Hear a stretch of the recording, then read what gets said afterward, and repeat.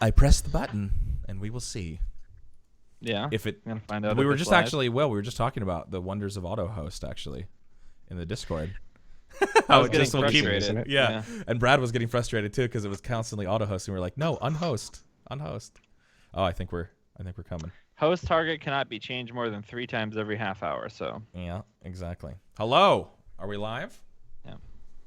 Okay, here we go. I'm an APL viewer, so I'm used to stuff being late. See, Coney Hawk knows. I should probably get in the chat for this, right? Like. Yeah, you could just go to twitch.tv/KBMOD, take a look at the chat, check it out.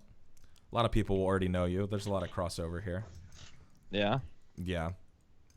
I'm a Shots viewer, so I'm used to stuff being late as well. Look at that, Johan. That's Johan. Yep, I fucking knew it. You knew it was gonna be Johan, didn't you? Wow. Nice. Look nice. at that. Thank you, Perfect. Johan. Perfect. We are live. Thank you, Johan. You know, believe it or not, actually, too, if we, because we're always late on the podcast anyway, if we actually start before 10:50 or 10:45, we're on schedule. Right, Brad? Even if with Brandon here, I think we're ahead of schedule. Oh yeah, we're. I didn't even have any Skype or anything like that. I've never messed with this program. Yeah, so we had ever. to. It was actually crazy to walk Will through Really? Skype stuff since they've changed all of it and made the UI even worse than it used to be. Like simple things like changing your name that should be real simple. Not as easy on Skype anymore. I actually had to Google it because it's so non-intuitive. So it's really good. Yeah, it was great trying to find that little like username one. Change your profile name. No click or anything for it. Nothing. Nope. No. Why would you Nothing. need that? So yeah, Twitch we'll get is dead. started. Is that what you said? What'd you say? Did you say Twitch is dead? No. What? No. Oh, dude, your mic's cutting in and out for me. I don't know why. My mic is my mic cutting out for you guys too? Test. Hello. Well, now it's not, but it seems like when you talk away, it just like Oh, okay. It just Brownie. goes away. Test. Here and there. it Continuous does. talking. Might just be roboting though. Oh, you sound good. I don't know. Let me know, chat. What's going on with famous, real quick. what's going on with the mics? Let me know if the levels are good because I don't usually host, obviously, so I don't have it You quite think as it's the dialed. food? There's nothing. So, we've got Will on the cast tonight. Gonna be good. Gonna chat with Will. A lot of you guys are familiar with Will. If you're not, we'll get to know him a little bit better. Take a look at his pupper. God damn it, that dog is cute. Oh my god. Katie Zen's a real dog guy. So, I like Doges too. Flappy hand. He's waving. I'm shut making up, him Scott, wave, you and cat he just lady. looks around like I hate you. I for like making dogs me too. wave. I look at that and I think about the amount of work that dog is, and That's no, the true. dog is not Yeah. any work. What do you mean? I mean, like aside from taking him out and like giving him food, That's he's a lot of lazy work. bastard that does nothing. yeah. I mean, he's not cat easy. That's what I but- mean. I'm just coming from the cat world where it's just like, yeah, you can just leave. They do their own thing. But that's cute. Katie Zen got a new. Katie Zen also rocking a beautiful shirt. And did you figure out what was going on with the camera while it was changing the frame rates on you, or what? No, I actually I just unplugged it and switched it back to the old one. Oh, okay. And Okay. yeah, I didn't want to mess with it. I just wanted to go with this, and I think I'm just gonna return it anyways because I'm never gonna use that green screen like feature. I think Yeah. that's just a gimmick. No. I think they got me. They got you with the gimmick. Why Yeah, don't that's Why all right. don't you like the green screen? It's. I mean, I'm sure it probably works fine. It's just I don't really see myself using it that much, and yeah, because when I stream and do videos, I hardly ever use Facecam. So I thought about getting one of those ones that does like the automatic green screen, but they never look quite as good as an actual green screen. They always Yeah. have a Oh, little bit of of that course. weird tinge exactly. to it, or whatever you want to say. But it would help for Yeah. us because the camera is directly in line with the door. So like every time Brittany comes home or any of that stuff, and she's just like a ghost. yeah, walking over she's the screen. she's hiding her work bag because you know how people are on the internet, and as soon as they find out where she works, creepy. It's over. Yeah, that's why Katie Zen actually had to change jobs from Family Video, right? People figured out where you were because they're not that many. Well, he just changed locations. He still works there. But God. Still on the run. Okay. All right, that's it. There's- That's my there's- only Family Video joke of the cast. I'm over it. Oh. Okay. Oh, wait, thank you. Brad, were you going to Dude, it's continue? been like a month, so I know. I'm not Well, Brad holding hasn't back. been here for a while, so Brad's probably dead. Yeah. I'm glad they're So- being spaced out. Yeah, exactly. It's not as crazy. Brad, so we'll get started here in a second. Let's get a tweet out. Say that Will's on the cast. Yeah, I can give a retweet it, little too. RT. Sweet. trying to think if we should do a poll. You know what? Let's do a poll. Let's do dogs, cats. No. Or, I already thought of one. Oh, you have one? Okay. Dogs What? and I was cats. gonna Let's hear say it. What? let's do who is the sexiest man on the KBMOD podcast. Oh, okay. What? That's right, what I suggest. right here, Scott's right gonna now. win. He's got the beard. I mean, I don't think so. I don't think people are gonna vote for me. Yeah. Will's got. See, the thing I envy about Will, the shit you have going with that beard and the upper lip hair, I enjoy it. Plus, the upper. yeah, That's just what you- the That's what you call the a beard. mustache? That's what I call it Lip hair. because it's such a mystery to me. The upper lip hair. Mine right? just doesn't connect well, and then when I do, it looks so creepy. Yeah. It's so. Yeah. Mine's not the best connection either. I wish it came down straighter, but it kind of just, I don't know. upper Dude, I'm hair. cursed. Maybe in a couple I- years, if Brittany lets me get away with it, we can. I've been curl it drinking and Miracle pull Grow it. for It's- literally She 10 goes, years, and "Absolutely nothing not." works.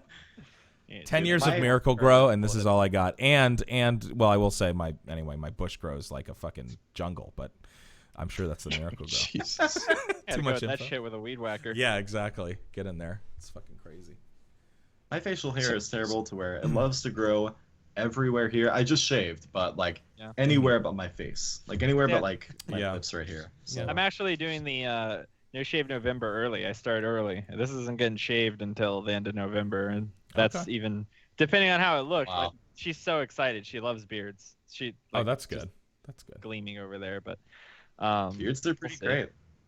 I've never had like a good one. Like I've had like this kind of like decent whatever you want to call it, like, but it's never been like a nice full beard. So I don't know. We'll see what happens in that amount of time.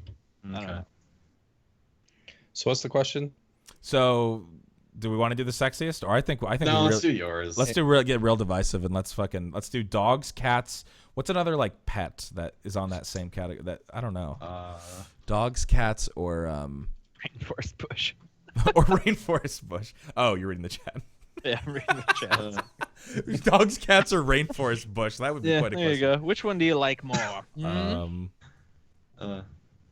Maybe What about, dogs, cats, or nothing. Maybe we could really push birds. we don't maybe want to add parrot. a joke answer. Yeah, Because that would that'll skew the whole learn our thing. lesson. I kind of really You want to do, know though. if people Nice. prefer dogs or cats. I mean, I think I know what it's going to be. I think dogs generally win, but it could be close. We've done the animal thing. There's nothing we haven't done, not so. Trust me. So Yeah. everything's just a rehash of something that happened in the past. And if you're How about our poll should be what poll should we do for the KBMOD podcast? oh, Wow, that's very getting really meta. that's That'd very be meta. super meta. I like that. That's though. like a poll within a poll. yeah. Holy shit. Like branching paths. Hmm.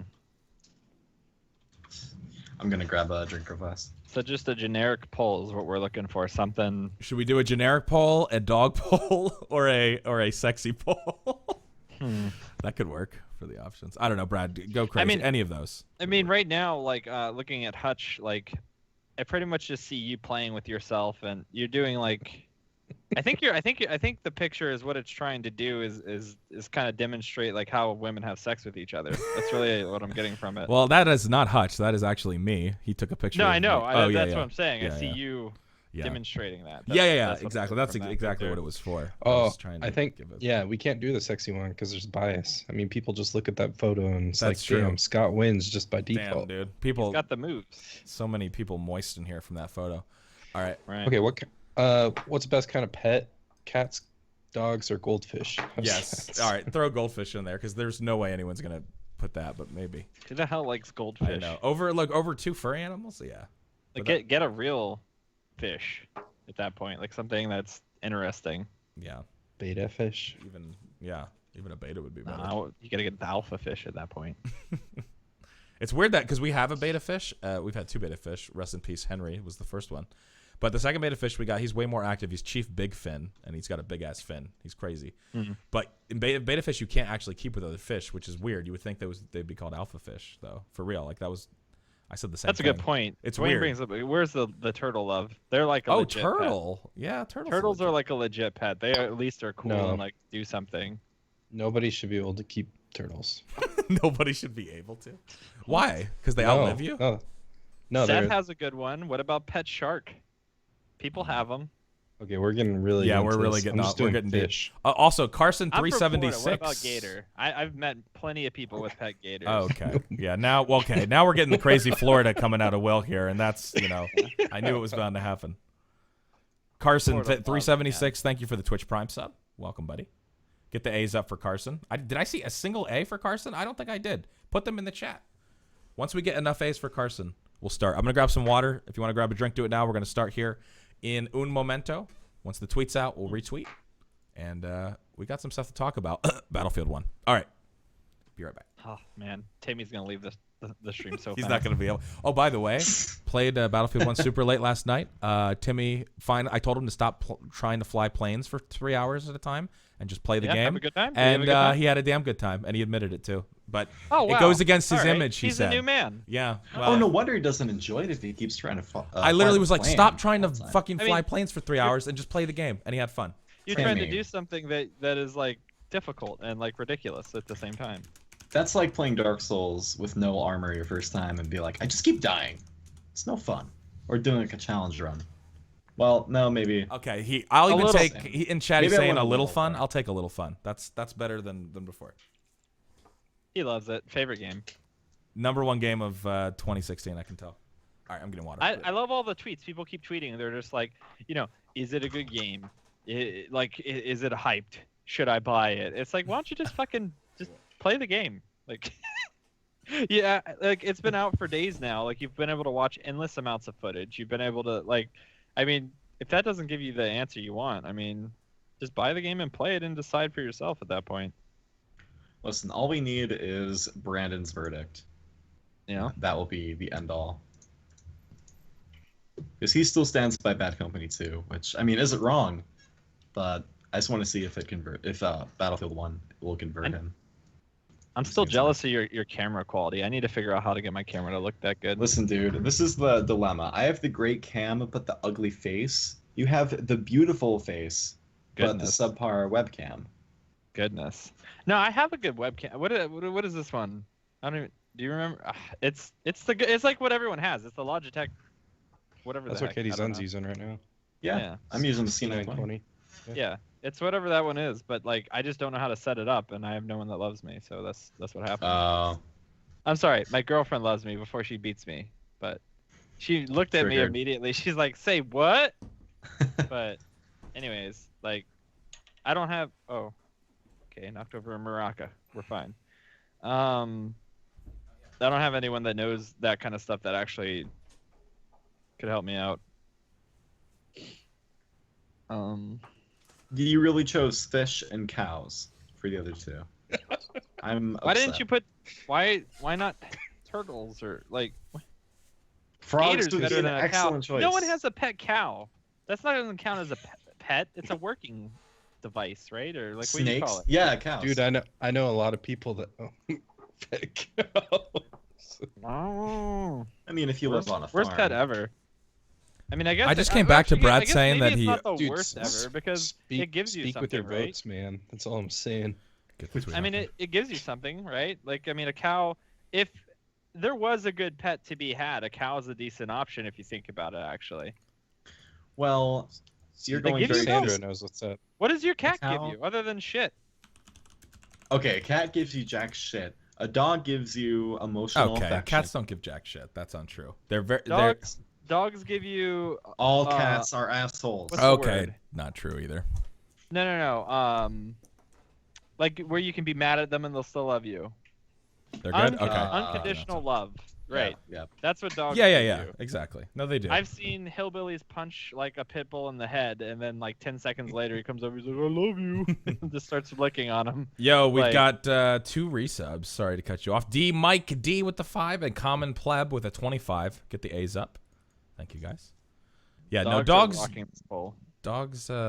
Unconditional love. Talk shit I'll throw about my cows, dog in but now. cows is winning second right now. Of course, You guys. of course it is. That does not shock me. This squad. Hmm. I mean, Okay. Sounds like you guys haven't had a cow for a pet. I so just honestly, saying. I haven't. So I guess I shouldn't judge I mean, it. it would be nice. Also, you I'm can just you can saying, tip like, the cow if at a- night if a you got pet bored. can give you something, you're doing good. That's the way I look at it. Yeah. I don't know. There needs to be some give and you take. I mean, you want some companionship. You don't want to. That's what I don't get about like I mean, I guess I've never had any reptile pets or snakes or like. Well, I have. Like, do you get the same? Okay, so you've had animals like that. I just don't get like dogs and cats have a certain level of affection that they'll show, right? Like, Right. Well, I mean, it depends. I mean, they're not going to show it the same, and they're definitely not on that level of like intelligence. That's what I mean. Or they're not even capable of it because it's a different kind of animal. Yeah, but, I mean, you can find some clips. All my reptile pets were assholes. They didn't really love me. That sounds like a TV show or a book. All my reptile pets are assholes or something. They were just happy to get their crickets. Yeah, exactly. I would spoil them, and they'd give me nothing in return. My the one I had an iguana called Onyx, and he actually I still have the scar. Bit my finger, and you know. Perfect example of everything where I'm like, I would never want those as pets because I need the two-way thing. Yeah. I need the two-way. I need some like companionship, some give and take. Yeah, it's like, all right, I feed you and stuff once in a while. Exactly. You'll pretend to like me, you know. Yeah, at least act like you care about my day. But yeah, exactly. Yeah, no, there's no reward other than just like you have this cool pet. Like they don't show any affection really. Yeah. I guess birds do though. Birds are great. Yeah. Yeah. Absolutely. Birds are really intelligent. And dude, they're dirty, I would kill for a cockatoo, bro. A cockatoo. I used to have I had parrots growing up. Parrot Gonzo still alive. It's with somebody else now, but yeah. Anyway, super affectionate and stuff. And yeah, so I think birds are pretty legit pets. I think that's good. How are we on? How are we looking on the tweets here? Let's see what we're at. You guys. I just realized you guys make me look like the unprofessional here. You guys got like separate microphones and stuff and all pro, and I'm over here just with the headset. So no, you're fine. It's all right. Listen, I mean, not everybody can afford the $4,000 audio setup that I have, so I understand. Is that what you have? No, I don't. No. Not at all. I just have a mic. I have a cheap Amazon mic arm into a mixer. Somewhere here. Somewhere here I have like a legit. I don't remember where I set it because I cleaned off the desk. But anyways, no, it's fine. Don't worry about it. No, you're good. But I have like an actual decent microphone that someone had bought for me, but I don't have any of the other stuff that you need to set it up. I don't think. I don't really know anything about audio. I'm quite lost with all of it. No, you sound fine. You actually, for a headset mic, you actually sound pretty decent. That's what everyone says. They love this microphone. Like before I got a camera, everyone used to ask like, what mic do you use? And I'd tell them, and they were surprised. Usually headset mics are so shitty, or like for gaming headsets, I feel like. But. Yeah, that's true. The Astros are pretty good quality wise. Like the pros to it is comfort, good microphone, and pretty good sound. Like they're a little off. Like sometimes, like if you were to stand in a server and do like a 360 like Deagle test on a map or something, like there's times that you'll be like, that sounds like it's to my right, but he's like way behind me to my left, like randomly. Like there's certain spots that I don't know, it screws up, but. I wonder if that's the problem. Overall, they're great. I wonder if that's the problem Brad has since he's in silver. Anyway, I'm going to have to ask him. Just kidding. Shots fired. Wow. Just kidding, Brad. Just kidding. Dude, I'm a Battlefield player now, so I don't even care about Counter-Strike, okay? So it's all good. Thanks, Mint Berry, by the way. ALMAO 15. Thank you for the sub, man. Welcome. All right. He's just rolling around over there. I don't know why, but. We're going to get started, and so let's do it. Everybody have I can't speak. Access to the dock. Katie Zen, you're good. Your camera isn't. You got your own. Do I one? need this dock open? You gave me access, but is this actually? Yeah, you like can just open it because you can see the Yes. flow. Yeah, it's yeah. I would open it up. I would open it up. Okay.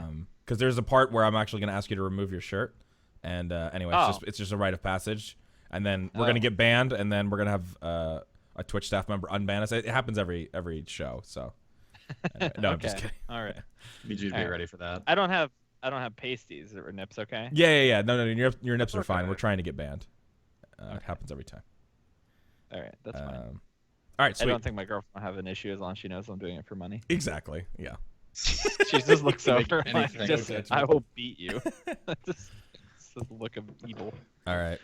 Let's do it. Let's go. All right, ready? Audio is apparently good, so we're gonna start.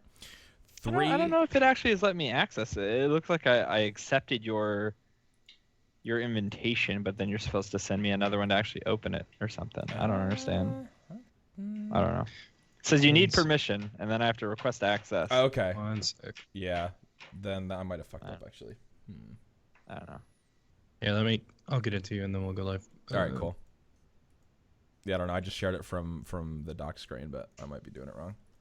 If you have more than one Google account, that's probably fucking. That's probably why. So. How much is your audio setup, Scott? If I can ask, if I can pry. Really not. So I'm borrowing a mixer from somebody. Granted, it's like a $400 mixer, but I'm borrowing it from Nikon, so I didn't pay anything for that. Nikon Punch loaned me that. And then I have a shitty $10 mic arm, and then my XLR mic that I have from Monoprice I got for like $100. So I probably have like, and then probably like 120, 130 in the in this actual setup. Now I could have got like I'm gonna probably try to buy this mixer from Nikon for cheaper, but you could just buy any. I mean, for decent audio, you don't really have to. Oh, well, that's not true because then I have my audio box USBs. Those were expensive. I forgot about those. Those were about 150 each. So Fair enough. I probably have like $300 or $400 without the mixer into the audio. Yeah. Okay. Yeah. Fair You enough. don't need to do that. You don't have to do it that. Yeah, that's overkill. Like you don't have to do that much. I mean, you could get a decent audio. Big set. spender. Do you have a dual PC setup? I do. Yeah, Will does now. Oh, okay. Then maybe you do want a mixer. I don't know. Yeah. Mixer is nice. I think it's definitely worth it. You have to get used to it, but. I thought that was Mr. Trump who just subscribed. Mr. Frump with the subscription. Thank you, man. Appreciate that. Well, I put the doc in the Skype chat. Okay, yeah. cool. Let me just figure out how to do that real quick. Yeah. Will is literally on a new planet with Skype, which is good because really, other than for the podcast, you should never use Skype or have to use it. I just don't. Discord. Oh wait, haha! I found it. You got it. I just don't have any experience with it. It's not super difficult or anything. Oh my All god, right, I'm I changing got the title to Skype version gets plug. 2 pages. I mean, what am I like? What is this? Am I back in college here? What the fuck? Yeah, please man? read up on 2 everything. pages? There's going to be a test at the end of this doc. So just try to speed read it. Skype version gets opened up for the first time in episode 254. Sounds good. All right, we're going to start. 3, 2, 1. Hey guys, what's going on? And welcome to episode 254 of the KBMOD podcast. It is October 23rd, 2016. And I am Brandon Volition here with you today. Sound a little bit different. No, I'm just kidding. Brandon is not with us. He is at a concert. I can only assume in a mosh pit, tearing some shit up. I actually don't remember. I'm going to text him now and ask him what concert he's at. Sorry. Sorry for the audio listeners. I'm going to grab my phone. Because I would like to know. All right. But he's at a concert right now, so he's unable to be with us. But don't let that get you down because we've got, of course, the lovely Katie Zen 18 here with us. How you doing, Katie? I'm doing pretty well. Yeah. My life is in shambles after playing Battlefield 1. Yes. Relatable. But we can say that for a lot of the cast members, if not 100% of the cast members. Yeah, we're definitely going to talk some Battlefield 1. So good teaser right there. We've got Hutchison 15, Brad himself here on the cast after like a month or so, I think. Away. Yeah, it's been a crazy time. It's been.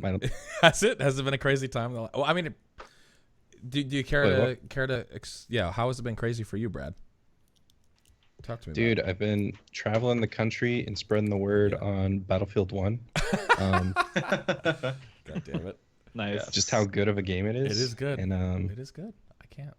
Yeah. This is gonna. I just realized we've already mentioned Battlefield 1 like 6 times in the first 2 minutes. People are really gonna think that like we're getting paid by Origin or EA for this, but people accuse me on my own chat of getting paid, and yeah, no, we're not. Unfortunately, I know I got you under the pretense that you'd get a check from EA to be on the cast, Will, but I promise. That's kind of what I expected. Now I'm kind of like, I mean, we're actually. Thanks for having me on, but. Yeah. And then, of course, as you hear, for audio listeners who may not be familiar, we've got the lovely Will, or Shots_TV, Twitch streamer, friend of mine, a good dude. Thanks for coming on, Will. We appreciate it. No problem, man. Thank you for having me. Yeah, and I basically said, hey, we basically are just 3 or 4 dumb dudes who we just get on, we jump on the Skype and we talk about stuff. We talk about a little bit about news, what's been going on in our lives, what we've been playing, and we've been doing this. I don't know, for 5-6 years or something. I don't know. It's KBMOD's been going on. I didn't a long know it time went now. back that far. It did. Yes, definitely. Always remind me of my age every time I realize how long I've been doing this. Katie Zen, though, how long have you been on the cast, Katie Zen, now? Is it 2 years yet? No. I think maybe I'll have to look it up, but I remember the first time I was on when I was a guest on 201. Okay. That's still okay. So Wow, you've got about okay. 50. You got 50 plus episodes under your belt, though. That's pretty solid. But yeah, going back and listening to that is ultimate cringe. Is it? Like- yeah. You don't like- hearing your early. Yeah, hearing, before I was in the groove of like talking to everybody, it's pretty awkward because I had been the biggest fucking fan of KBMOD, Right. and I'm on the Skype call with all these celebrities. Oh God. Oh man. So celeb Will, just a status. little background. So Katie Zen. So this podcast, we always do like viewer questions at the end via Twitter or email, and Katie Zen basically was the god for years on this podcast of sending in the most like memey but well written questions that had a story, and so we always look forward to the stuff that he would send in, and fast forward to I don't even know how.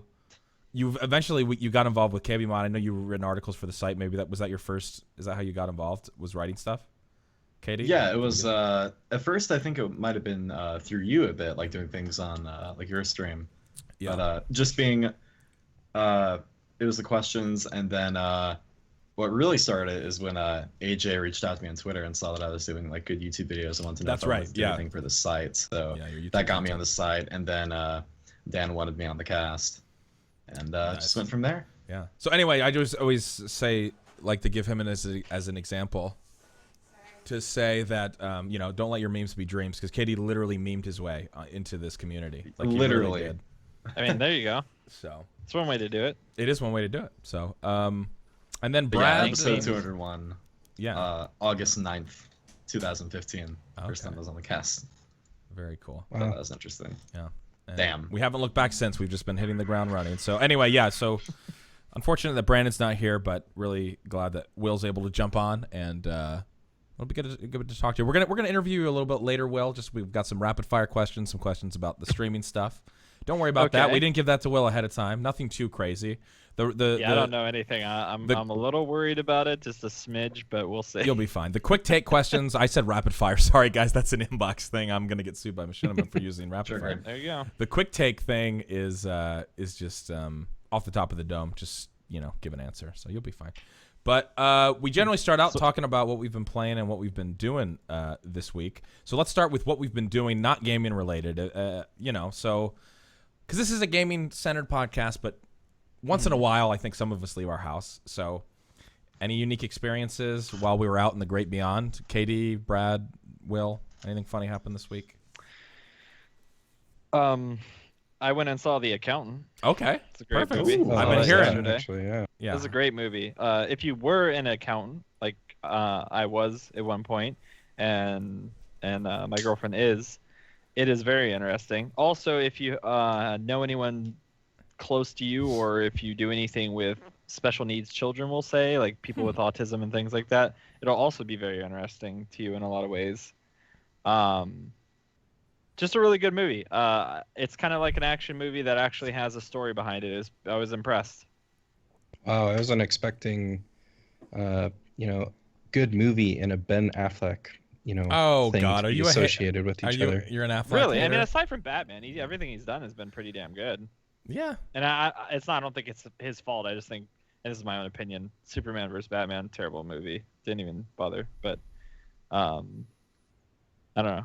That's what everyone seems to be bringing up. They're like, "Oh, you better pay me back for that movie." It's like it's not his fault. I mean, he just played Batman. I mean, come on. There's a lot of Ben Affleck stuff that I enjoy, especially his directing shit. I mean, Yeah, I was he about to say, he's a stars great in a lot of director, stuff too. that he directs, but Yeah. I haven't seen Batman versus Superman, but I work in like a used movie store, and every time like Batman versus Superman like crosses my path, I look at the cover and I just get so triggered. Like Wonder Woman takes center stage, right in the middle when it's Batman versus Superman. If you look at Batman with his costume, he looks like You a dork. sexist pig. Wow, Katie, it's all coming out. No, not because she's a woman, because she's not It is Batman or because- Superman. That was the first thing you took to address it. Like, it's because she's a woman. She's front and center. I see how it is, man. What? Wait, did I say because she was a woman? Wait, No, did I word say for that? word. I heard that. Yeah.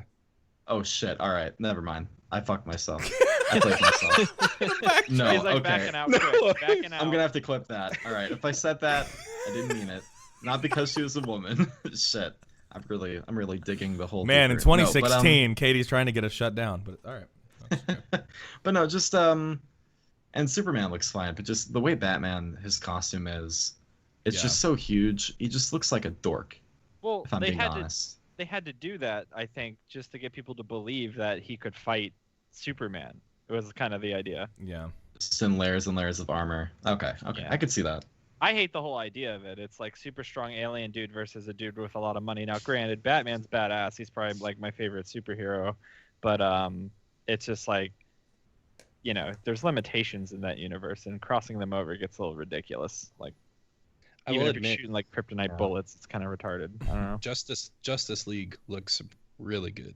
I don't know if you guys have seen the trailer with him in it I've as not. Batman, but it Mm. looks fantastic. I I'm have no pretty- problem with Ben Affleck being Batman. I think, you know, I'm all for it. I think he'd do a great job. I didn't get to watch, like I said, I'm not going to watch that movie, but like I'm sure he would do a great job. I don't know. So I've been hearing a lot of, I think on Rotten Tomatoes, not the end all be all. I think it had like 50%, but Mhm. I'm hearing from most people that have seen it that they really enjoyed it. So that's what. Really? counts. Yeah, like Okay. people. Yeah, so it's not like I critically, heard it's the not like opposite, killing it, so. but okay, interesting. I don't know. That's why I was like, I didn't expect it to be good, and everyone I've been talking to says it's shit. So I'm like, I knew it, you know. But if you've heard the other side, I don't know. Yeah, maybe it's just people I follow specifically on Twitter, but I saw a lot of people I follow that were like, yeah, it was really solid. So. There's some Um, people I refuse to take their movie criticism. Like Oh yeah. everything's good. I hate those people. They have Yeah. no opinions. They're just like, when I saw a movie, they put a lot of money into it. It has to be good. Yeah. I mean, I can't think of a bad movie that I might be one of those people because I haven't seen a bad movie in I don't know how many One of those years. people, Scott. 25 years. Don't No, do I'm this to kidding. me. No. I'm trying to think of a really terrible movie to tell you that Don't I be like. a drone. Please have an opinion. Yeah. Now, what was the last like horrible? Honestly, a lot of times, when it was more when I was living in LA and watching movies a lot more. Sorry, like we would just go and see intentionally bad horror movies on purpose because Oh. it's an experience. Like it's enjoyable, Yeah. but Yeah. They got a good one of those out right now. You can go see. You know what it is? what is it?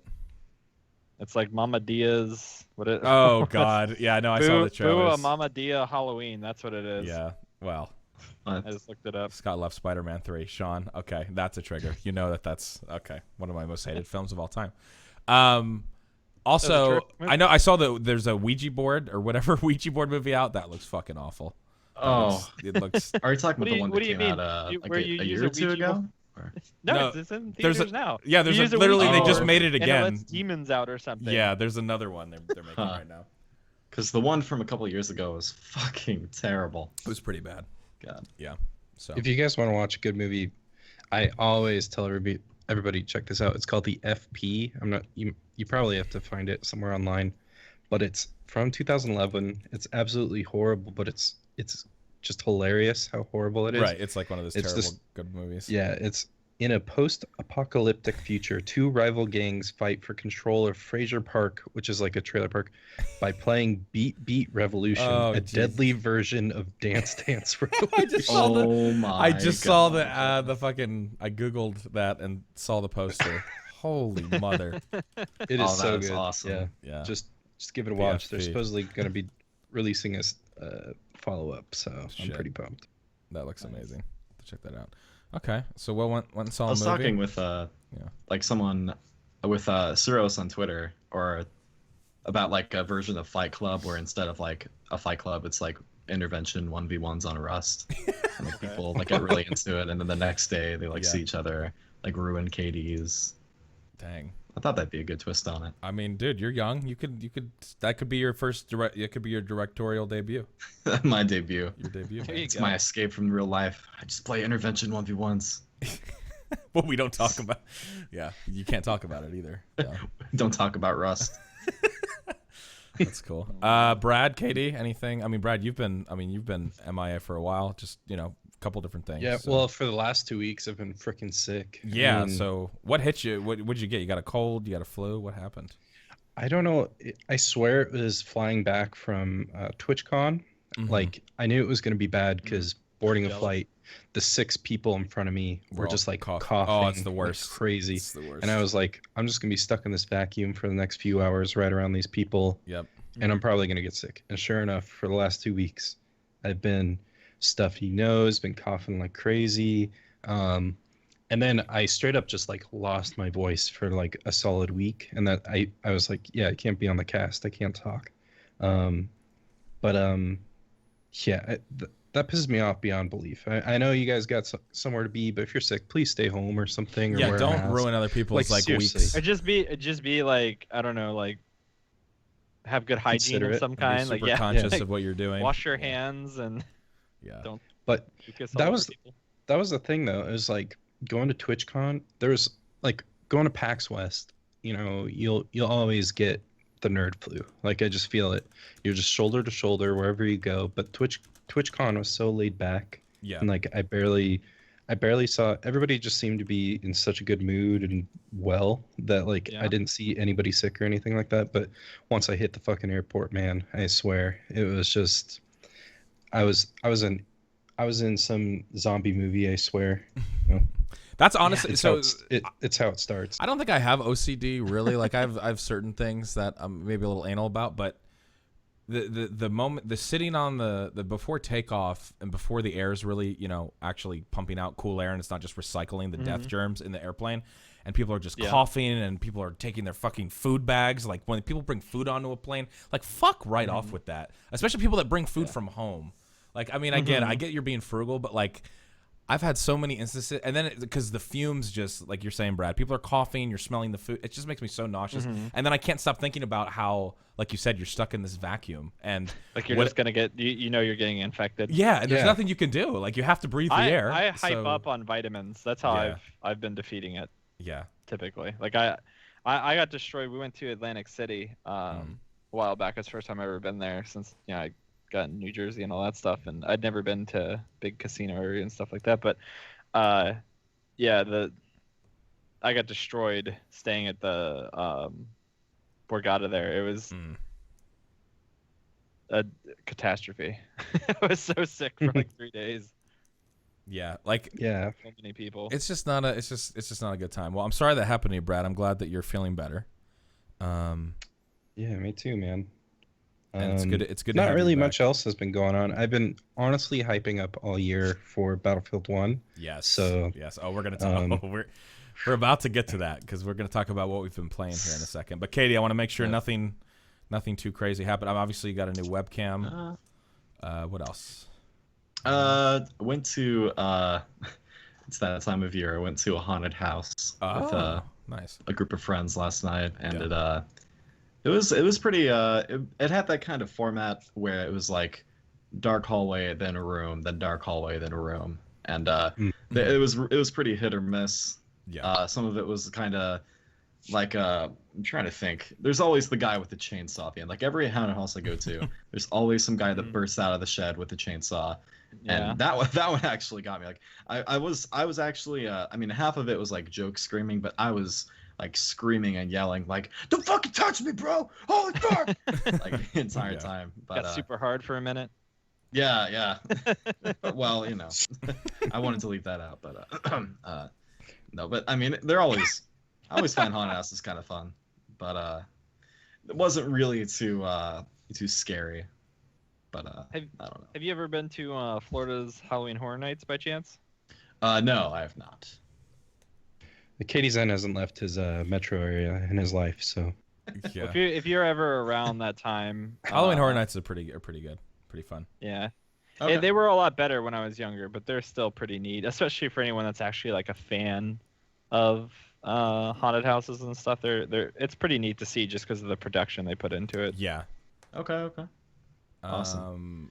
Halloween Yeah, Horror Nights, and then the other one that's really good. at least in the LA area, is something farms. I'm blanking on it, but anyway, just like insane. Just insane setups and like really, really well done and creep you out. And also the people that follow you and stuff through, like they're pretty hardcore. Like they don't leave you alone. Yeah. There were a couple people I was with. There's like a room where there are a bunch of clowns, and the clowns will like get up in your face, like you have to look at me or I won't let you leave. And like people are like shutting down and like pulling their hood over their head. Or What the hell? Knott's Berry Farm. Sorry, that's the one in LA that I was thinking of. Okay, cool. Yeah, it's really good. Amusement park slash stuff.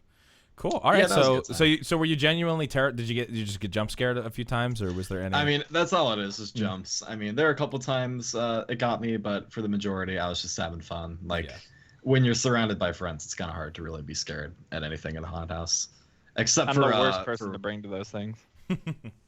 Absolutely the worst. Do you just like make fun of it or like tear it apart or? I get bored so fast. Like See, that's how I think I'd be. When I was in Florida, I went to Halloween Horror Nights probably I don't know, probably 7 times in my life or something like that now, and I went to a few other like podunk like hillbilly ones that they had set up, and I don't know, I like going to them because I like seeing like the artwork and the design and everything. It's cool to see like what they go through, like what they set up. Oh but yeah. it's just not. Yeah. This is the same reason why people hate watching my stream for like horror movies or games a lot of times rather. It's because like it's hard to scare me, and when I do get scared, it's definitely a reaction. But it's just like, I mean, jump scares are just cheap gimmicks to me that aren't enough. Yeah. Did you ever play PT? PT? I don't think so. No, Oh, okay. he would know. That's that was the playable teaser they did for the new Silent Hills they're making. It was only on PS4, but it got canceled, and now you can't download it anymore. That they were making, Nah. sadly. But Yeah, Probably. no, I'm hoping to get a PS4 at some point, but no, I don't have that. Oh, okay. Yeah, that's probably the scariest game I've ever played. Really? And there's like there are only a couple of jumps. The entire. well, see, thing is just and the tension. reason that PT's so good is because it's atmosphere. It's not jump scares. It builds. yeah. It builds on the. Oh Okay. god, it's a mind fuck. Yeah, if you ever get a like you said, you can't download it anymore. But anyway, yeah, it's fucking. No. it's Hey, really listen, bad come someone over. can play I've got it on my PS4. Yeah, just We'll fly do to it. Katie's. APL, I still go back to that video with you and Lester. Oh playing PT. god, That's the we were so funniest terrified. fucking thing. yeah, that fucked us both up. Yeah. All right, cool. Well, it sounds like some of us were sick in our house and didn't leave it, and some of us did leave our house and went to the movies, even did some things with friends. We had the Extra Life LAN last weekend, and I will talk a little bit about that real quick because that was fantastic and it was awesome. And if you guys were, I know a lot of people listening to this may have been in the chat live while we were doing it Friday, Saturday, Sunday, or even that are listening here live. Right now, it was fantastic. We raised almost $23,000 in the 3 days that we were doing it, and that was before we even had like a $10,000 match from PC Part Picker that was coming and stuff. So, and there's more donations to come. So it was a huge success. A lot of great support, a lot of donations for the different children's hospitals, and definitely my favorite as far as production and space and everything else. So if you were a part of that at all, really appreciate that. And I'm just more even excited for next year now that we have a venue that we really enjoy. So I didn't even know you did it. I was really interested once I heard about it. I was surprised. I didn't even know that was a thing. Yeah, we've been doing Extra Life now for 6 years total. 5 years of a LAN, Nice. 6 years of kind of doing it. So yeah, it's a tradition. Did you catch any of the stream, Katie or Brad, at any point? Yeah, I did. I caught a lot. I donated for the Rock Band. The song, the Rock songs. Band stuff. I had to. Rock Band was fun. Of course, I felt really silly when I saw everybody else was like donating for like the same thing, Rick Astley. or Yeah, something. there was like 10 donations for me to sing "Never Gonna Give You Up." God damn. Yeah. And I threw in the one for Favorite House Atlantic. Oh, that was good. Oh, you did. That was good. Okay, that was a good request. Hex is so good. Hex is actually. legit a really good vocalist. Yeah. So. And that I was really pretty disappointed. I don't know if I missed it, but did Brandon only sing "Feel Good Inc."? good. Or Yes, did that he was the sing only any one that other? we were able to get Brandon on. God, Yes. what? And you make him sing a song that he doesn't know. That just upset me. I would have killed to hear him say or sing, I mean anything, Yeah. a song. Because just hearing that "Feel Good." Well, that was I feel like that was kind of the I don't know. Yeah, Brandon. I don't know. I thought he performed it as the most Brandon way that he could. Really, I think it was very expected. Okay, I could see that. Now we did get the dab though. And Brandon dabbed. Yeah, exactly. I mean, again, we did do a podcast, the live version, so obviously you can listen to that if you didn't catch the podcast last week. I watched part of that when you linked it to me, and you guys said some guy was gonna dab as many times as he could. Is there like a YouTube of that? Yes, there is. So Nick Fenton dabbed as many times as he could in 60 seconds, and literally dabbed so hard that he got 2 Charlie horses and collapsed. Double Charlie. He got double. Yeah, it was insane. There's video. You can find the VOD. That's extreme dabbing. Yeah, it is, dude. I think someone could probably find the VOD, but yeah, it's on there. So also the other thing too is if you can always go back and you can check the VODs on the KBMOD channel if you want to check that stuff out. It's fantastic. Mega dabs. Yeah. So, but it was a really good time, and so I was going to talk about it with Brandon because he was actually there and helping host the whole time and going through all the prizes and stuff. Brandon did a great job on the host desk and stuff too. So, but anyway, maybe we'll mention that next week when he is back. But yeah, that was a really fun time last week. Can I just say, after watching you play Hello Neighbor, I think the mass yes, the hype and the appreciation of that game. Yeah. What a fucking joke. Yeah. What? Like I didn't know that game was it well received or something, or are people like super hype about it? Because I'm looking at videos of it, and people are saying it's like the most scary, intense thing they've ever played. Absolutely. Like they shake as. What is this now? No. That game. It's Hello Neighbor. It's called Hello Neighbor. Yeah, I played it during the my horror game section. Hello Neighbor. And it's like, I don't really know how to describe it. You basically are you. Is it on Steam? I think it might be. I don't know. It's just a Unity horror game where you're trying to sneak into somebody's house. To your neighbor's house. Okay, here we are. Basically. If he sees you, he chases you with one of the worst music loops you could ever think of, with absolutely no tension. And the idea is that like, okay, I'm gonna stop shitting on it, but like the idea is that like the way you play, he like learns from it, and he'll set like traps from like common ways that you go. Or, exactly, like the AI learns, so like if he captures you, it puts you back at where you started, and like the next time you try to go through a window, there will be a trap down.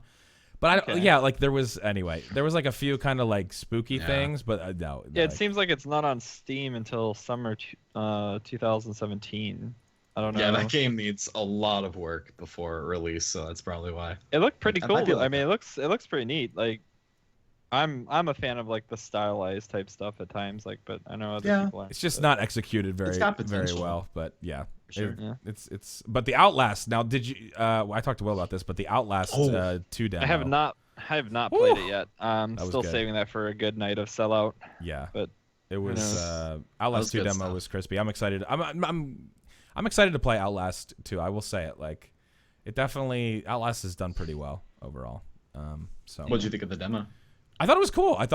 It was brutal. It was definitely Outlast fashion. Apparently, there's multiple endings to the demo, which I didn't realize. I mean, I got one ending where I got my dick. Spoiler: I got my dick literally ripped off. That was cool because that was kind of like a.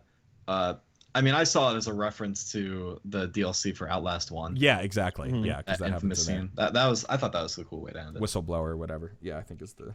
Which is one of the most fucked up games, like, that has ever been made. Oh yeah. That what DLC. Game? The Whistleblower DLC for Outlast, like. Yeah. It's fucked up. That is just on another fucking level. Or split in half. Sorry. Yes, split in half, not ripped off. Yeah. I haven't. We didn't end up playing through all of Outlast 1. Yeah. My girlfriend was doing it for a while as part of like a sellout, but when I reformatted the computer, I, for whatever reason, forgot about losing all that information. But I don't know, Outlast didn't really seem that scary to me. Like, I mean, there's a lot of jump scares in it, but it's definitely one of the freakier games I've seen. It definitely got my adrenaline pumping. Yeah, Outlast is more about. It's also about the burn. Like they got some jump scares, but also I think the atmosphere in that game is good. Plus the story. It scared the shit out of Brittany, sure.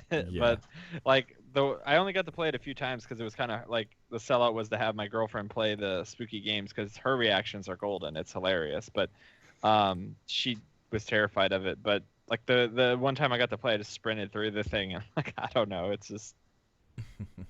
You can always tell in those games because they're trying so hard for the jump scares. Like you can always tell when they're coming. That's my problem. Like if they were actually good at like just sprinkling them in upon like a storyline of some kind, it would get me. But there hasn't been a game I've played that has actually done that well. It's just been like, like the situation gets a little calmer, the music comes on, and you're like, okay, something's gonna happen, and then I'm just like, oh, the guy jumped out behind the corner. You know what I mean? Like, it doesn't. I don't know. Well, see, you're thinking about this all wrong. You're like, games scare me. You need to come You need to come open-minded with this broken spirit and say, whatever. No, I'm kidding. But that's honestly though, that's the difference. Is you have like some people like I'm just like down for an experience. But I've played so many at this point. I definitely started with 0 tolerance.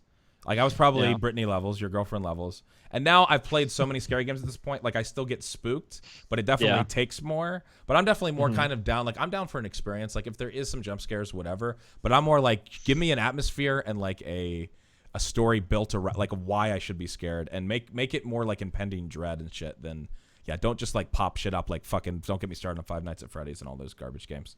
But yeah, we could be here all night. But anyway, okay, so let's talk a little bit about the fucking elephant in the room, because we're going to talk about what we've been playing this week. And I know the answer for all of us. I know we've all played this little indie release that came out on the 21st. It's a small one. Just a small little game. Not that big. By I think you pronounce it Dyke. I mean, sorry, Dice. Whoa. Wow. Wow, that went really poor. I mean, what? Huh. A Right. D-I-C-E? Is that how you That pronounce was it? wrong. And it's by I don't know, Electronic Arts or something also. Yeah.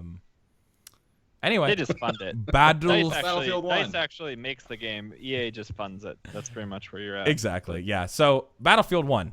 I know. So, first of all, before we get into our actual maybe like review of what we played so far, how many people played the beta or here? I did. Did everybody? I did. The beta? The beta, yeah. And what did we think? What did we think? Is the beta exactly? Well, whatever. There was the beta early release stuff? Is that what you're saying? No, not early release. It was before early release. Yeah, Yeah, it the was, beta. the beta. Yeah, it was out. Oh, Did you not play the oh, beta okay. at all? Oh, I got you. No, Yeah. I got what you're saying. Yeah. If you're going back that far. Yeah, I touched that for, I don't know, a few hours. Okay. I And don't what like was to what was spoil our it. impressions after the beta? What did you think about the game? After the beta, Mm-hmm.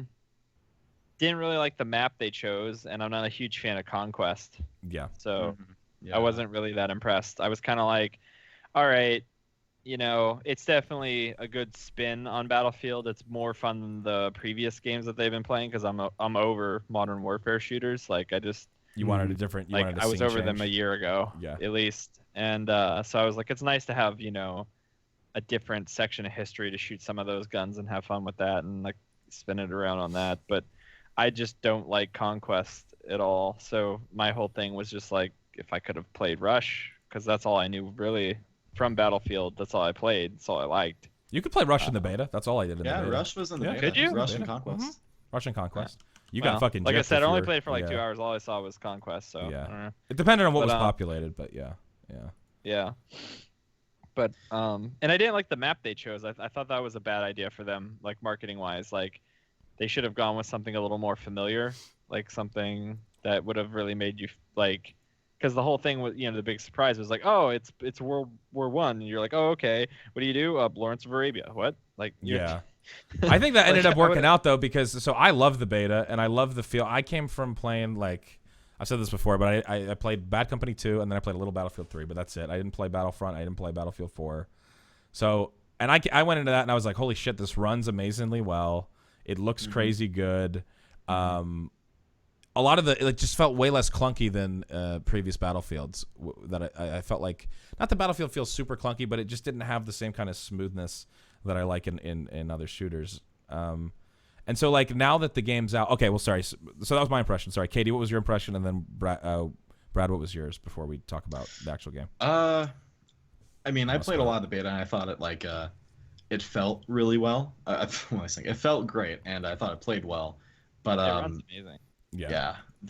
but the map, it was... I thought it was okay. I just thought it was kind of uneven in, like, its design, but I didn't really get really invested in the beta because it was just one map and playing it over and over. Yeah, you Is, start to burn out on the same map. Yeah, I get pretty burned quick. out. And then playing the full game now. Are we jumping into the full game? Well, not yet. questions, or- Brad, go first. Okay. What did you think? I did dislike the map toward the end, but I think the choice was smart on their part of why they picked that for the map.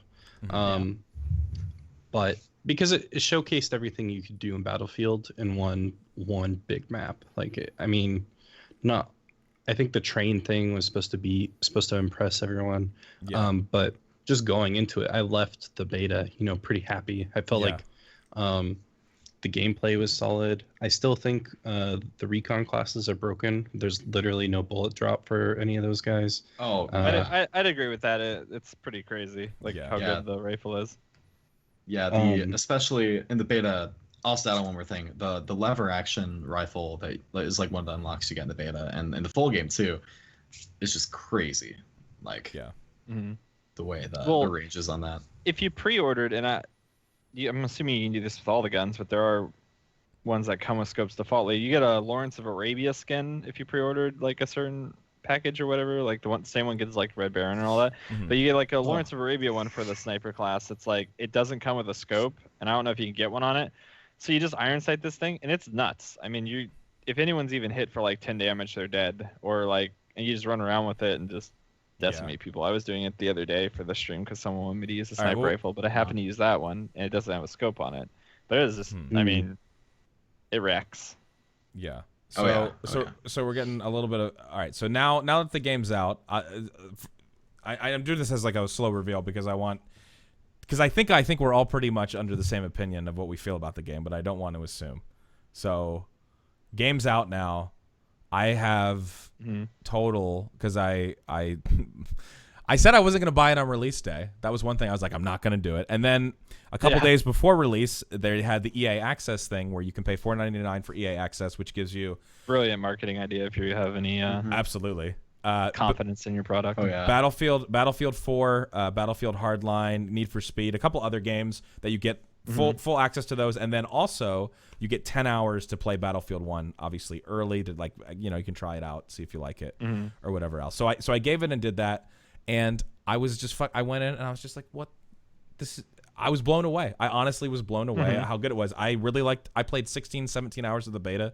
So I put a lot of time in on that same map. I agree. It was grindy. I was like, I was just like, if it feels like this and there's more maps and it's more epic, I'm going to enjoy it. And it was that and more. And I mean, we've been playing a shit ton. Katie, you've been playing with us. Yeah. Brad, you've been in.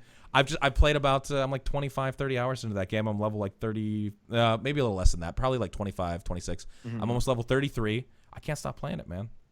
Scott, remind me to link you because the first night we played, remind me to link you the thing on my YouTube. You probably don't remember it, but there was a scene in it's a good showcase of like what Battlefield is, in my opinion, and why people like you're like, why do you like Battlefield? Why don't you just play something else? But sure. There was like, I was at a machine gun. It was like, I think it might have been the first game we played together in one of those scenarios. Yeah. I was at a machine gun and I'm just mowing down all kinds of people. We're getting overran. Like the whistles blow. You're like screaming in the background, like, oh, fall off the trench, get out of here, guys, kind of thing. And like, it's something like 6 or 9 people just like come pouring in after you guys get out of there as I'm at this gunner position, just shooting at everyone. And they literally like 3 or 4 of them come over the top of the trench. It's just this crazy, like, it's just cinematic moment. There's a level of there's just this thing with Battlefield like that you can't get in any other game. Like there's moments that are just like it's so out of control, and you're just like, Jesus, like that really just happened. It was like cinematic worthy. I mean, and all the time that we've all spent in it, I feel like every match or game I'm in, we'll talk about the different game modes that they've added in a little bit. But so like operations, right, which is a combination of kind of rush and then these these epic set pieces that happen, and you have to basically, if you're on the attack, you have to take all of the, depending on what operation you play, sometimes it's two different separate maps. If you're on defense, you have to stop the attackers get 3 lives. But I don't know, like that mode alone to me like sells Battlefield 1. Like there's only 4 scenarios. The scenarios, like there's only 4 of they're them. Insane. I can't wait to see more. Yeah, and we just keep playing them over and over again. And every match or every game, I have like, this is I feel like I'm playing a fucking movie. Like it's that insane, and it's not even stuff that's scripted. It's stuff like you obviously as the attackers or You can get the Zeppelin if you fail an attack, and then you have that huge Zeppelin. A lot of people have seen it if you've already I would played. like them to have a variety in that. Yes. If there was one criticism I could give them is that the Zeppelin is overused, and I think it's a little like introduced silly. There's into definitely the game. some definitely balance issues, and also just kind of like you said, it's like over the top. It's like too many uses of it. But yeah, I just like I can't think of a game or a shooter that I've played in a really long time that has just like gripped me like this. Just because of obviously it does all the Battlefield things right. The sound's fucking incredible. It runs. You just literally load the thing up and it runs fucking amazing on almost any rig that that meets the requirements. The gunplay is faster. I feel like the fastest it's ever been in the series, which is a huge issue for me. I liked it to be faster. They've shortened things like when you get into vehicles, there's no taking off or whatever. Like you spawn into stuff already in the action. Which is pretty neat. You don't have to take off. That's and I know I'm just gushing about this, and I sound great. like I'm paid, but I'm really not. What are your guys? Katie and we've been talking. Katie and Brad, what are your thoughts? Oh, I love it. Really the only issue I have is with like the blimp and like the destroyer. Yeah. I just think the idea of giving the losing team an advantage that big that it could be seen as like unfair, especially the ship on that one map. Like I was shocked about like the mortars that can pull off, and just I don't think there's enough counterplay to those. I think maybe if they had like less health, might be better. I mean, think after a while the Zeppelin got kind of manageable. Yeah, it did. Once you learn how there was not a lot you could really do about the destroyer. I found maybe I need to play more, but yeah. Go on. As far as the destroyer, I can't speak on, but when it comes to the blimp, because we haven't played too much against the destroyer, but when it comes to the blimp or whatever, the behemoth or whatever the heck they call it, the thing that I've noticed is when that actually has to come into play, it actually does make the match kind of closer, and it feels like a real struggle, even though you just wreck the team. You know what I mean? Like, it really does help make it feel real close, like, and not in a weird God mode way. Like, I never feel like I'm running around, I'm just getting like decimated off the earth out of nowhere in one shot or something. But it does seem to open up a lot of holes, we'll say, when the teams are slightly unbalanced. But yeah, I'd think maybe they could set up a system where like things like the health pool that it has could be dynamic depending on like how much the other team wins. Like we had games that we were just destroying the other team, and then the blimp actually made it kind of even.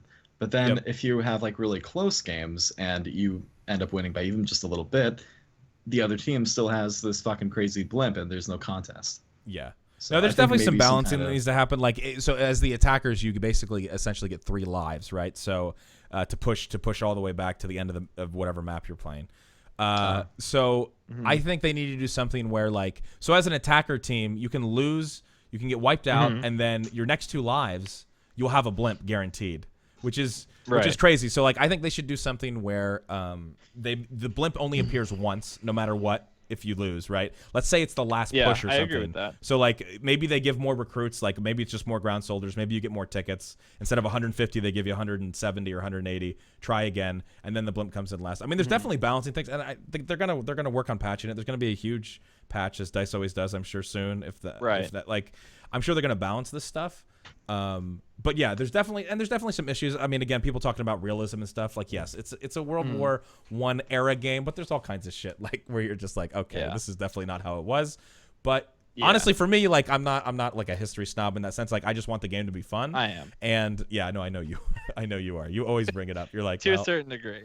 That's not the thing with it is that it's honestly the way it plays. It's a World War II game using World War I weapons. It's really what it is, the way it plays. Like, World War I wasn't anything like what they're doing. They do a decent job on some of the maps of at least recreating the feel of it at certain times. But in general, it's just a World War II game with World War I weapons. Yeah, and like, and I'm fine with, like, I'm fine. That's enough of a change from, like you're saying. I have the modern shooter fatigue as well, where I'm just like, it's nice to have like, just go back to that time period. You know what I mean? And have it be, have horses, have those tanks. I've got a feeling that after the success of this one, which I think it's very successful already, I really think they're going to do a World War II one again. Like, they'll do, like, Battlefield 1942 reimagined in some way, and that's when you ask a lot of Battlefield people that I know, at least. Yeah. That was the Battlefield that everyone loves them. Like, they bring that up over everything. Like, that's the Battlefield to them. They love it. So yeah. What about you, Yeah, Brad? I think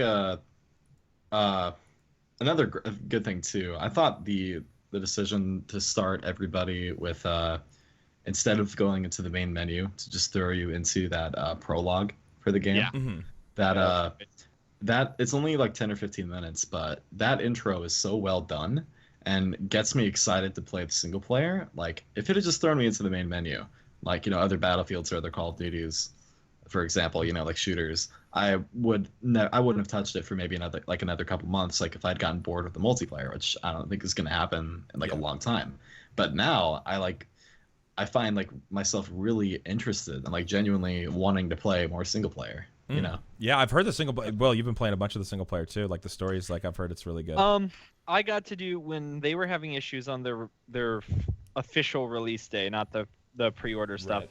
I got to do one of the things from start to finish while I waited and like waited on you to get online and stuff. Yeah. And it was great. I mean, it was a great story. A lot of cutscenes, which were nice. I haven't played a lot of Battlefield single player or anything like that, but it really surprised me the specific mission set that I did, which is I think it's number 1 on it after you do the intro thing. I think they're labeled 1, 2, 3, 4, whatever, but you can do them in any order you want. But anyways, it's the one where you're in a tank and all that jazz. You're like, I guess you were a chauffeur. I'm not gonna spoil anything, but like this is all introduced to you like in the first couple seconds of the thing. Like it's just a little cinematic. But you were a chauffeur, I guess, and then they threw you into a tank in World War One. It's pretty much how it throws you into the storyline. But you end up doing a lot more stuff that isn't very Battlefieldy as I'd expect it. Yeah. But it was really for the sake of like interesting. storytelling, basically. Yeah, like the way I'm not going to give away anything, but the way the story was done throughout that section of it, that's the only one I've played all the way through, but I thought it was great. I thought they did a great job, and that's just one tiny piece of more stories to be had. And I really liked the idea that instead of doing one long storyline, they are going to do a bunch of small stories, because I think that's the best way to do this type of war is like it's the stories of soldiers from all parts of it. Like there's all kinds of different ways that things happen. You could never really do it, I think, effectively with one story. So I think they're really smart the way they did it. Nice. Another thing too, how great has this launch been compared to Oh my God. Battlefield 4? I mean, the beta truly proved to be I don't seemingly a stress test. Like they actually it's learned a so lot. smooth, It's yeah. so. I mean, I know that they were getting. I think on release day towards the end they started having some server issues, but I have not. I've had maybe one time where I got kicked out of a server and I was playing before the release and on release day for like 8 to 9 hours. So it's been crazy. Brad, you haven't really said anything. Oh yeah. Talk to me. Yeah, I wanted to go over a couple things. So I think the blimp, the train, whatever it is good, but Yeah. I think they all kind of need to be nerfed just a little bit, or at least have good countermeasures. Yeah. Yeah. Because I know when I had a full squad and we had like a bunch of people using like anti-air weapons, like to hit the blimp, for instance, it was barely doing No, it any doesn't do damage. anything. So it's like Yeah. you guys put in something in the game to counter these type of things, and it does nothing. So it's like Right. we're working as a team together, playing the game as you intended it to be played, but we're not able to counter this thing that's shown up on the map. So that needs to be fixed. Yep. I think as far as the classes go, I love the medic class, but I really think it's a weak class. I think Which class? The medic class. I think all the weapons they're not fast enough or something, or maybe the damage needs to be increased. I've lost so many fights, close counter fights, just because my weapon, maybe I'm against a trench gunner or something, so many close quarters fights I've lost just because my guns literally can't go fast enough to counter these weapons. So you have to play. It's weird being a medic because you have to kind of play far, at least, or medium or far. I've had a much different experience. Yeah. I don't know, but I don't know what rifle you're using or if you've tried them all, and I don't know the name of the one I use, but statistically, if you look on there, it's the one that has the highest, one of the highest abilities with the highest damage, and it has 26 rounds. I don't know, but anyways, that gun is the fucking bee's knees. When you get the sniper version of it, use the lowest like magnification that you can, Right. so it's more of like a red dot sort of thing, and that thing is just it's. And you've It's messed with like the nuts. fire rates too, Brad, on the medic. Because I agree, I haven't really had issues with the medic guns. I feel like they're pretty nutty. Have you Really? messed with the fire? I decimate people with the one I'm talking Yeah. about. Have you messed with like the fire rates and put it it's to a 3-shot at semi-auto? most. Yeah. I'm pretty sure. Yeah. I don't know. Maybe part of that's just I've been in every single server I'm in. I have like 100 plus pings, so that might be part Could of be. it too. Could be. But Could be. Yeah, I'm that- seriously like having trouble like killing people compared to other classes. Maybe just because the other classes have better fire rates, like the support class, like some of those Oh weapons. god, support class is awful. I do in much. this game. Oh really? You Oh, think it's yeah. awful? They need to buff the support class. The assault class, I think so Yeah. personally. Yeah, I don't even play support because I think the weapons are so terrible compared to what you can use in assault. And like the LMGs, I think they get Or more maybe accurate. I meant assault. Excuse Or maybe me. you meant assault. Yeah. The assault class is really good. It has a lot of good guns. But a support, like with the actual shit where you can, drop ammo and stuff, all the LMG, like, oh man, I can't use it. There's just so many better things to be using. Yeah, I feel was like. told you can unlock a BAR, and if that's true, I'll be playing Yes. that next time. Yes, someone did. 'Cause- I haven't unlocked the bar yet, but people have said that gun is really good in that. It's class, ridiculous. It's so good. So, I I'll haven't have to unlocked get it that. yet, but I picked up a Copper Tanks kit when he was playing it. Mhm. It's stupid. So, It okay. gets What's it so called? good. World War II. It's hard. probably like That's all level I'm 10 or saying. something on the class to unlock it. So I'll Which have one to- is it? Yeah. It's, The it's BAR? the BAR. BAR, And it's, okay. I imagine that'll get a nerf. But it's good, I think. So, what else about the game? Yeah, I some was good. talking No, go ahead. I was talking about the beta map. I think that they picked that for a good reason because it's the worst map, I think, in my opinion. I would But, agree. And saying that, everybody jumping into Battlefield, if they tried the trial or just bought the game, they're like playing all the other maps, and they're like, "Holy shit, this is good!" Because the bar was set somewhere on with the map we got in the beta. Okay. And I don't. can I see mean, that. I don't think Yeah. that they're thinking that. But I could see what you mean, like that they inadvertently. oh, I think, of course, they thought about that. I really do. I think it's Yeah. they're still balancing it. I mean, they know there's issues with it as well. I mean, they asked on Reddit. Well, they already tried nerfing the train, for instance. They did a little bit of that. Yeah. I mean, they know that there's things that they have to fix with the map. That's one I thing that I do like about DICE is they seem to put a lot of effort. Like, I mean, Battlefield, last time I checked, Battlefield 4 or whatever, was still getting patched like months ago or whatever. Like, even though they had already announced Battlefield 1, like they were still like updating it. Yeah. That's, Well, that's pretty loyal. I think we're gonna see. I really hope we see with Battlefield 4 in the last year. They listened to the community and they launched a community test environment where you literally got to play the beta of Battlefield 4 before they pushed out a new patch. And so Okay. every patch they took community feedback. And I don't see why they wouldn't do it for Battlefield 1, but maybe just because there's a shit ton of people playing right now and it'd be hard to manage a beta. But I don't know. I think they're on top of it. I think we're already seeing bounces happening since the beta, so that's good. What else do I like or dislike about it? I think that there's balancing issues in a lot of the servers. I've played on like last couple days. I played games like War Pigeons, for instance, where we've had 6 more people on our team than the other team, and we just rolled them. Like that's happened Yeah, a lot. where like they won't. Yeah, it'll put you in games where it's just like, it never balances the teams properly. Yeah, that's definitely an issue in War Pigeons. By the way, we should talk about War Pigeons because that mode is fucking brilliant when the teams are even. Like that's honestly, for people that don't really like the overall big stuff, I think that's a great mode. Like I have so much fun. Go ahead and describe it to people that aren't. Yeah. Maybe they don't play Battlefield. Yeah, so if you don't what's like War Pigeons? So War Pigeons is 12 people, right? I think it's 12v12 when it's full.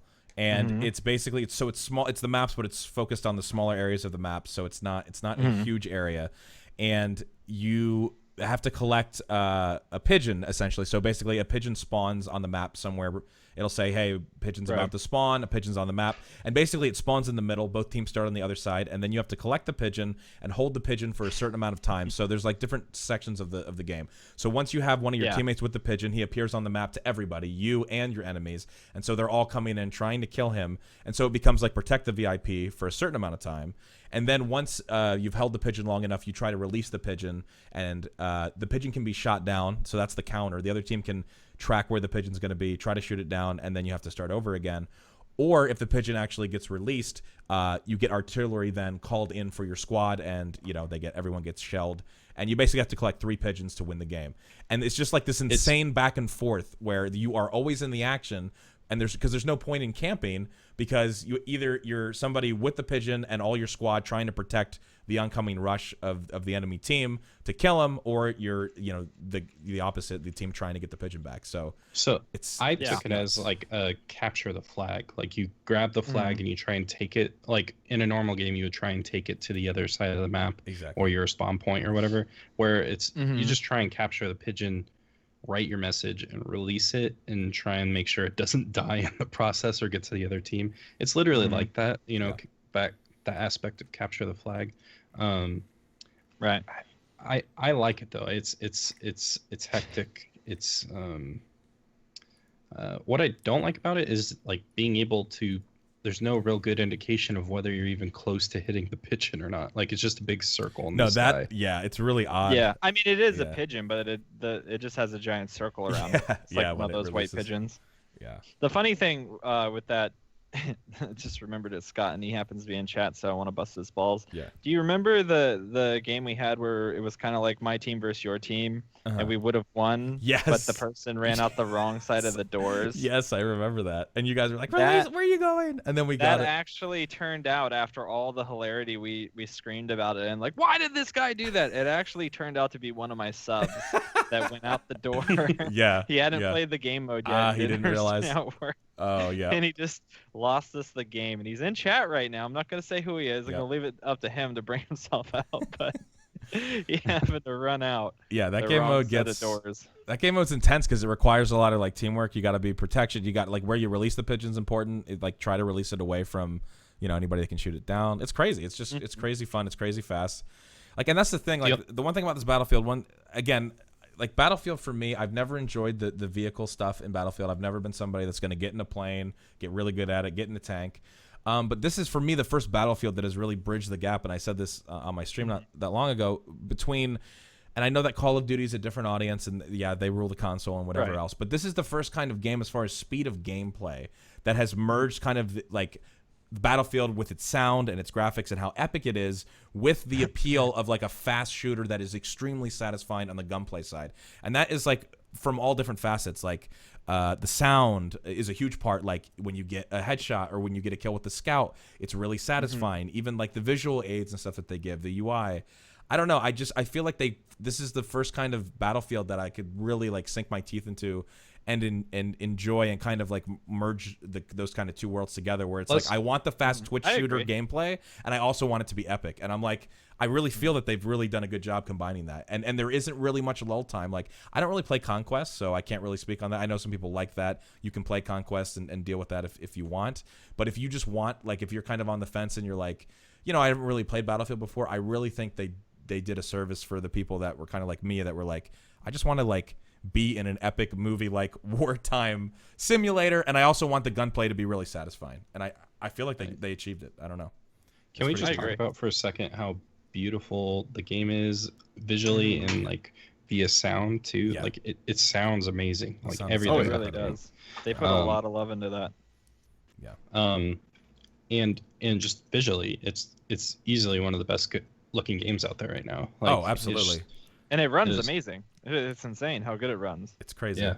Even on medium, it's literally smooth as butter. Like it just I don't know. It really is. It's crazy. I know this sounds like the Battlefield 1 fanboy podcast right now, but I just it really is. It's fine. Like I'm so impressed, and I agree. Going back to the kind of the map thing, I think they did themselves a service, because like after the beta, I was like, God, I just want to play a different map, and I hope they have really good like maps. And then the operation shit, and it's like when you play in fucking Italy and in the hills, and it's fucking beautiful, and it's so green, And you're just Yeah. like, holy shit. The terrain, we didn't. And Okay. like you prone into the mud and you Yeah. come up with a muddy gun. And Your like, gun's all muddy, and like that's was the other thing I wanted to say. The way weather, that that's another the thing. weather that changes in real time, the way that the map gets totally fucked up based on shelling and even the blimp, and like the terrain totally fucking changes out across the map. Anyway, it's there's so many facets of it that I really enjoy. And again, I know I'm coming from a stance of somebody that didn't play Battlefront and stuff like that, but I like, am I like you some of you guys play Battlefront?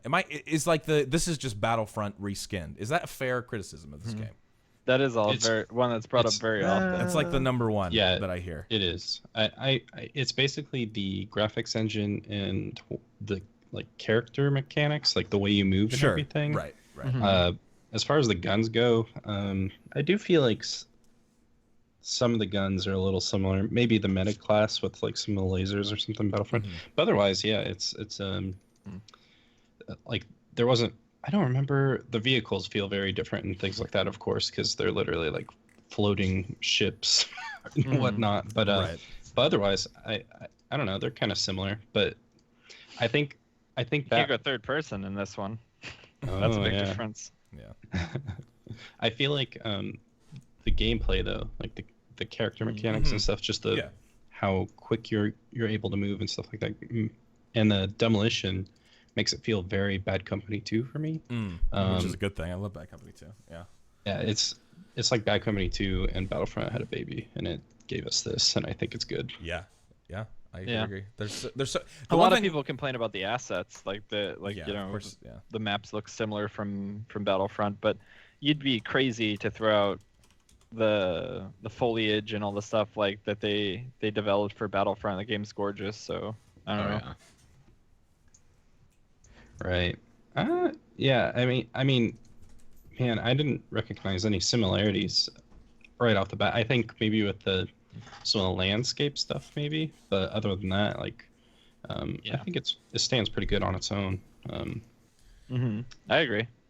Yeah, it's a pretty incredible. I don't know. I've been blown away by it, having a lot of fun with it, and it's just good.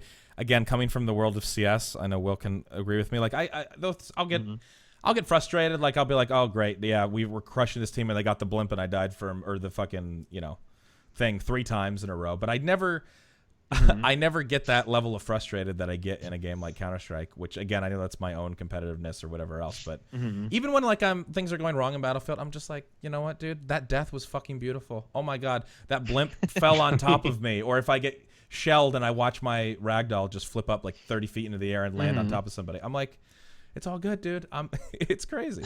Which is, I'm sure that's not everybody's experience, but it's just it doesn't tilt me as far as like I feel like you can play this game as competitively as you want, and really like if you're good at shooters and you value winning and stuff, you'll get that level of satisfaction. But you can also play it casually and just be like, dude, I just went 10 and 25 and it was a great experience because it felt like I was playing a movie. Like if I put my brother, who is a super casual, in front of Battlefield, he doesn't play video games, he would actually be like, what the fuck, this is insane. Like he would be blown away by it and be able to enjoy it that way, which is kind of cool. It's definitely a step above almost every other game right now, like in terms really of is. just the way it looks.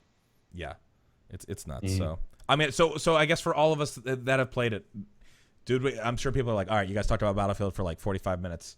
Do you recommend a purchase right now in its current form? Thoughts? Anybody want to go? Yeah. Hell yeah, for me. I would say to the avid FPS fan, yes, as long as you're a Battlefield fan. If you haven't been a fan before, there's no point to buy this one either. But Yeah, it's not going to change. like it's not reinventing the wheel.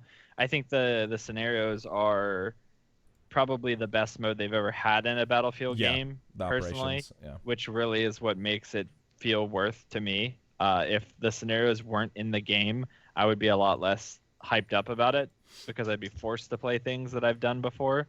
But I think they did a very good job with that. That's a good point. I really do feel like operations has really sold me. Yeah. Oh, sorry. No, go ahead. I was gonna say I've had a lot of Call of Duty players say that like Call of Duty's been straying off from the conventional FPS too much, where like being able to have like jetpacks and fucking jump off walls and shit to the point where Battlefield 1, brings it back to where they want it. And like previously they didn't like Battlefield, but now this gives them something like the pace and everything else is with all the modes, like pigeons or Yeah. rush or something, gives them something that they actually would want out of like maybe a Call of Duty, but they can't get nowadays. I don't know. That's It's just- interesting.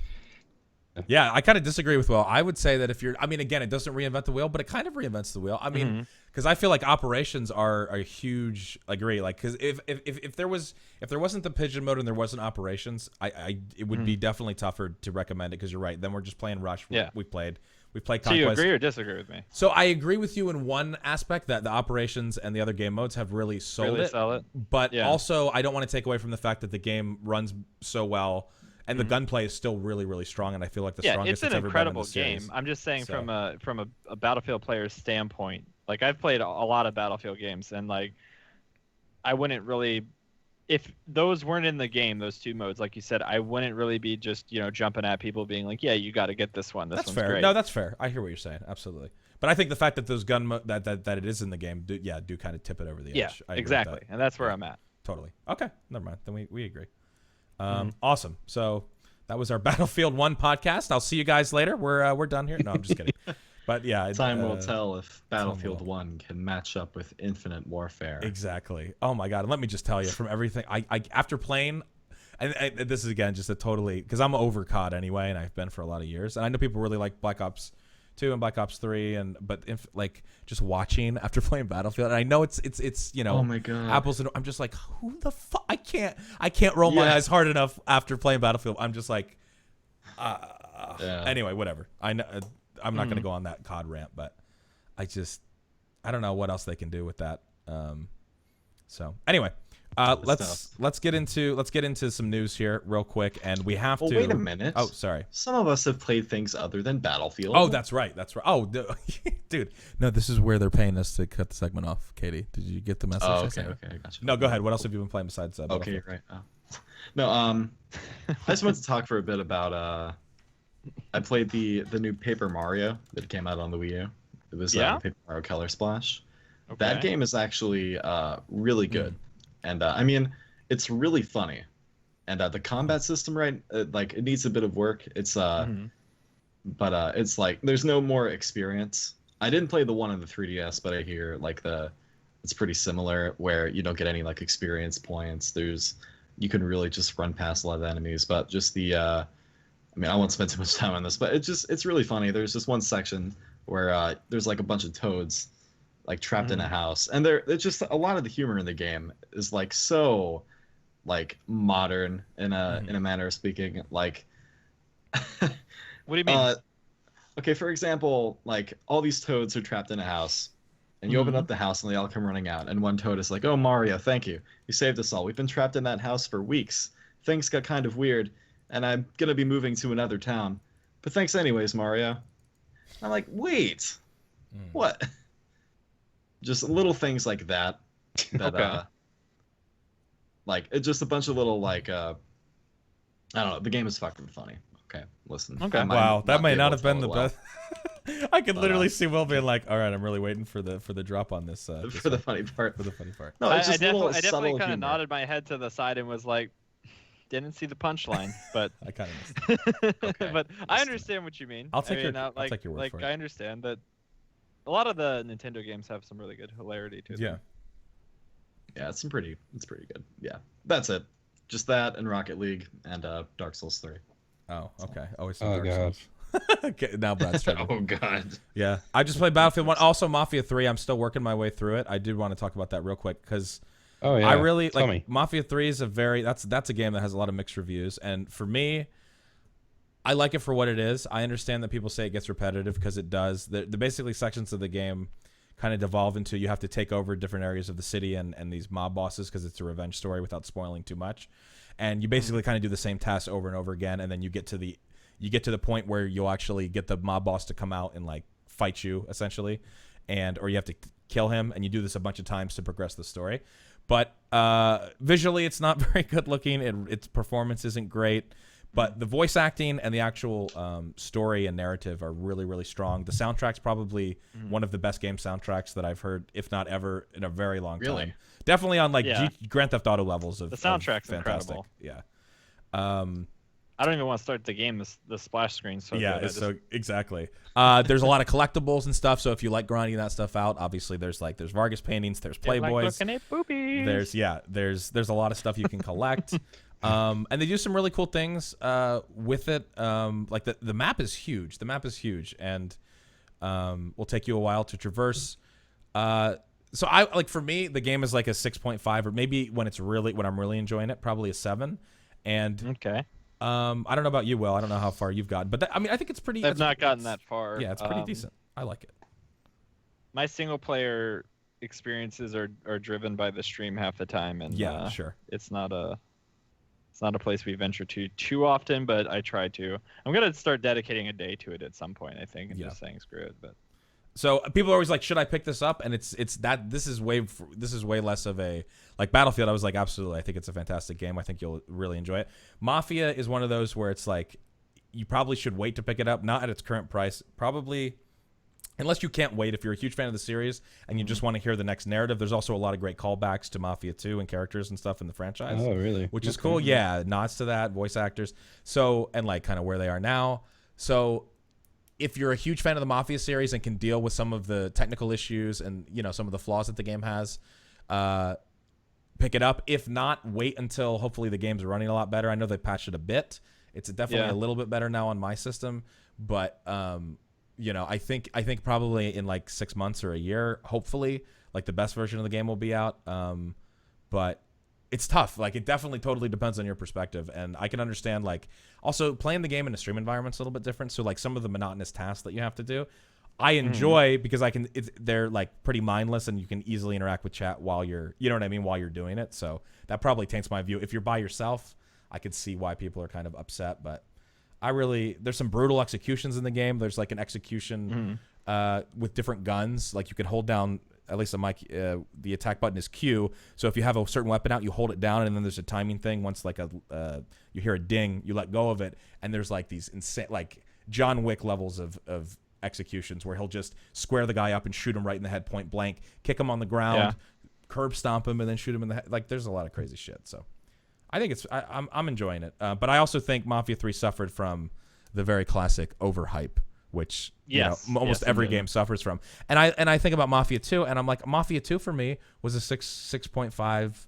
7, maybe a 7.5 as far as, like, people romanticize shit like crazy. Like, Mafia 2 was good, it was enjoyable, and yes, it ran better and probably looked better than Mafia 3, but it had its own issues too, and there was a lot of cheese in that game as far as story. So I think it's on par with any of the other Mafias personally. Like, I don't think it like is like a detractor of the series. Some people are like, this ruined the series for me. I'm like, what the fuck? Like, what was Mafia like the best franchise of all time? Like, I never thought it was.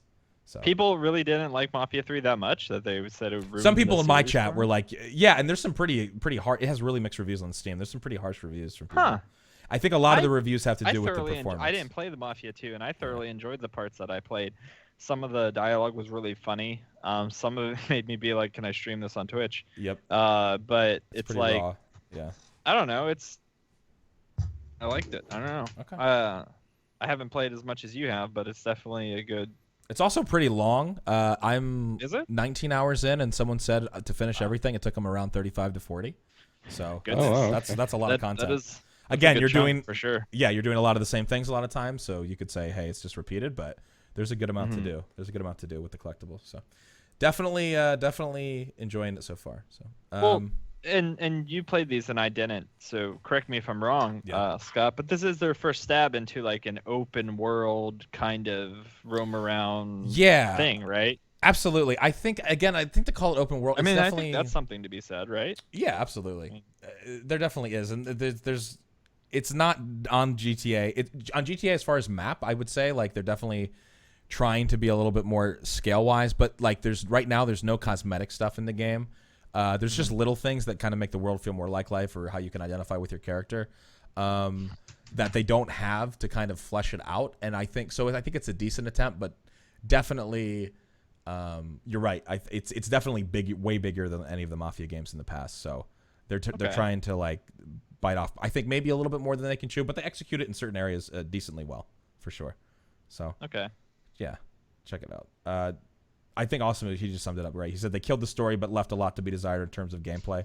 I think that's pretty fair. Really? And even when I say a lot to be desired, it's just like I see a lot of potential. I'm like, God, it would be so cool if they were able to do this.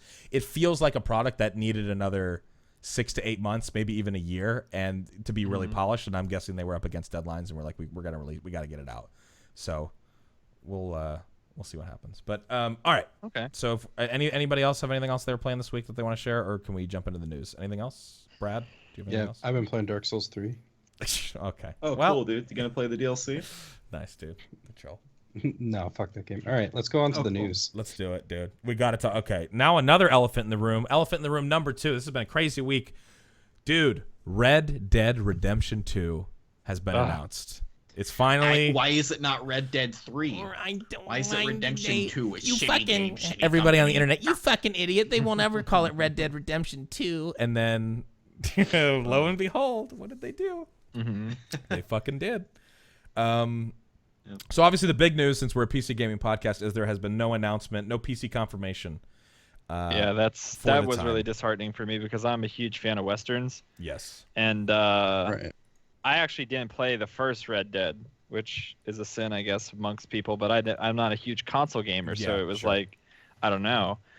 But I've actually recently started watching a playthrough of it on YouTube slowly, like sections of it from time to time. Yep. I think we're But- going to see the GTA 5 treatment here. Yeah, I think. that's what a lot of people are Totally saying. agree. I hope it comes to PC because it is going to be a gorgeous game after what they did with GTA 5. Like it's going to be tremendous for And anyone that's a fan of that. And to me, we've been talking about this all week. I know, Will, we've talked about it at length because we always play together and stuff. But like, it makes perfect sense. Rockstar has never given love to the PC gaming community in the sense of like they don't prioritize PC. They never have. I didn't expect that to be this time. It was the same thing with Grand Theft Auto. I think it took me a while. People in my chat were like, it was 2 years before Grand Theft Auto 5 came out on PC, and I was like, no, it wasn't. And I was like, no. And then someone linked me, and I was like, you're right. I forgot because I bought the game twice because I was like, I can't wait. Yeah. I bought it on console. I waited the whole time for it Yeah. to get the PC. I didn't watch anything. I didn't listen to anything and nothing. But the thing that's really cool, and it might start swaying them, and it might be like a sneaky surprise release to really get the hype on the game, like blowing up like crazy. Everyone's told me, and I don't know this from my own, but everyone that I've talked to that plays GTA a decent amount still says that there's a huge community that backs it now. Like it's massive on the PC now, I guess. Like still the like mod community dozens is of huge. people like Yeah. modding and creating things and whatever. So I don't know. I mean, I don't think there's any question that it's just a matter of time. I guess we're just going to see how long it's going to take. But from the Rockstar perspective, I think business-wise, I think this makes a lot of sense. No, like they're not losing anybody. I guess I put it this way: Rockstar's not losing anybody by not announcing that it's on PC for sure right now. Like when it finally comes out for PC, whether it's a year, 6 months, 2 years from now, people on PC that were going to play it anyway and might have been disappointed are going to buy it, right? And then they're going to have the double dippers like me who are going to buy it for the PS4 because I have a PS4 and I can't wait. Yeah. And then when it comes out for PC, I'm going to be like, well, I got to get it on PC too. And so because what's more fun than shooting things with your friggin' mouse? Exactly. So controller. I think it makes a lot of sense. I totally get the disappointment, but I'm just excited that it's finally we finally got the announcement. The teaser is exactly what they said. It's a fucking teaser. There's not a ton to go on. There's a little bit of kind of in-game engine seeing the landscape and stuff. It looks beautiful. Beautiful. I read something that was actually would have been a brilliant marketing idea. Maybe it's what they planned, but someone had said on one of the things I read about Red Dead Redemption 2 coming out for the consoles only or whatever is like the guy said if he was working for them, his plan would have been to announce Red Dead Redemption 2 for the consoles and then also announce shortly after that Red Dead Redemption 1 remastered would be on the PC like the same day that it got released, so that that's a cool idea. It would be like, cool. Okay, so they get to play Red Dead 1 on PC, and then within that, gap of a year and a half, whatever it was to get it out on, for GTA, like kind of thing, that's, what you would get to play, and then, you know what I mean? Like kind of. That would be cool. We don't know. And I was like, yeah, that would be brilliant, but I highly doubt that they did that. Exactly. I thought that was a neat idea that someone had. I mean, I think that's a fair point, though. I think, and maybe they'll work on that at some point. But a Red Dead remaster on fucking PC for like you said, for all the people who don't have a console and aren't console people to be able to play that would be crazy. Like I think that would sell. Redemption already is just a really good looking game on console. So. Yeah, it's and even just gameplay wise, so far ahead of its time. Even all the years how old it is now. Because I played through it twice. I played through it on stream this last year, and I was just like, fucking rock! It's so good on so many levels and so deep and so much you can do. As is typical of Rockstar games, but Red Dead honestly, as far as like my all time, I don't know, man. It's hard to say, but it might be my favorite Rockstar game of all time, even above any of the GTAs. It's so good. Yeah. I still need to get around to it, dude. I can't believe you haven't played Red Dead. No, I haven't played it. Okay, listen. Have you heard of that game Gun? It was on like the PS2. Yeah, it's on PC. Yeah, that was the shit I played, dude. That game is so shitty, but also like. Katie, you need to fucking. Me. I know you have your. So Katie Zen has literally a thing of flashcards. So he writes the games that he's going to play, and then once he gets rid of them, he puts them in a different box. It's because I buy games and play games less than I buy games, so I have such a big backlog to go through. I thought like, okay, I'm gonna make all these like a stack of flashcards, like one for each game. Be like, okay, I beat this one, I'll tear this flashcard up or something. Right. So you just need to see how much. You need to fucking rig the system, and you need to write. I'm sure maybe you have a flashcard with Red Dead Redemption on it. The order. You need to put it right to the top, honestly, especially in anticipation of. Because I really want to be able to talk to you about how good that game is. Because you're not going to be. You can't really overhype Red Dead. I would say, I don't think you can. You too. Can't overhype it. Or? No, I don't. No, you can't overhype it. Like it's you're not going to be disappointed. Okay. It's really good. Yeah. Okay. Cool. I would love to play the game. It's just one of those. I don't even. If I'm not playing games on stream, I hardly ever play. I don't ever have time. We both have the same. Exactly. Okay. Gaming off stream. Who does that? Yeah. Dude? People are always like, "You mean you can't play like this sometime, or like maybe we could play it off stream?" It's like, no, it's not gonna happen. Yeah. How about between sleep or like anything else like that? Exactly. All right. So, but excited, Brad. Did you have any more thoughts on it and kind of what we talked about? But I'm excited. Well, if you looked at the trailer, I mean, it looks fucking beautiful. It's clear that they're using the GTA 5 engine. Yep. Gorgeous. Yeah, it looks amazing. So, and I just know it has to come to PC. I mean, they did it with GTA 5. We know the engine can do it. So, it's not like I don't think it's a matter of they can't. It's just I think they're gonna make sure it's a perfect launch. But I'm excited nonetheless. I'll probably be a sucker and buy it twice if it's good. You know. Yep. Same way. My PS4 is sitting pretty lonely over there, so it's kind of like I need games anyway. So. Yeah, I'm pumped. Have you ever played Bloodborne before? Yeah, and then I returned it the same day. Damn. Okay, cool. Later, Bloodborne. Oh boy. Shut down that shit quick. All right. So moving on to the next story. Yeah, we've got Nintendo, dude. All this news. Nintendo announcing their next console. Yeah. The Nintendo Switch. So talk to me about it, Katie, as a resident Nintendo fan. I know Brad's also a pretty big Nintendo fan. At least as far as the franchises go. What were your thoughts when you saw this? I think it's the right step. So first of all, I think Nintendo recognizes, okay, we got to stop with the gimmicky control shit because it's hard to work with third-party developers doing this. Because not only that, it's just not that interesting. Right. It's like the whole tablet in the living room thing was cool for a second, and then it was like, okay, give me a controller that doesn't weigh 5 pounds. So so it's back to an actual controller. So that's good. One. Two is the portability thing. So basically it's a console that sits in your room, and then if you want to pick it up, you can pick it up, you disassemble your controller. It comes in 2 pieces, and put it on the Switch, and then you can take the console wherever you want. So it should be able to. The console is essentially just the tablet, and right. all that's in your living room is just the dock that displays it to the TV. Well, there is more computing power in the dock, though.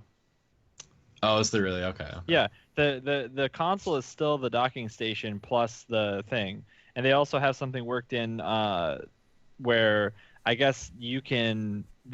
I'm not a console guy, but apparently this was the thing on one of the PlayStations. I'm going to go ahead and say it was 3, where you can use your processing power and like sell it to other consoles or something like that. I don't know if you guys know anything about this. Like that, one of the PlayStations did this a long time ago, but the technology basically is like it's kind of like you whore out your console to other people, and they give you some sort of currency. I don't know what it is, but yeah. I don't know. They're gonna utilize that in this console, from what I understand.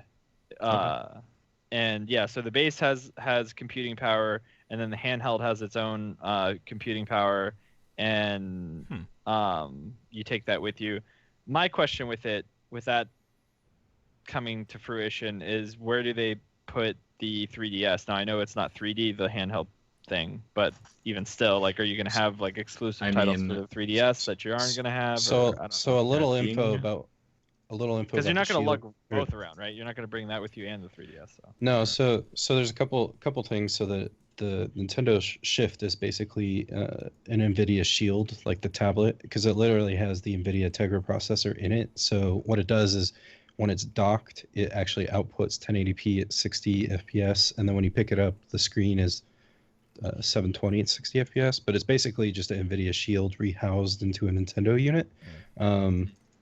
So there's that, but Nintendo went ahead and said that it is not.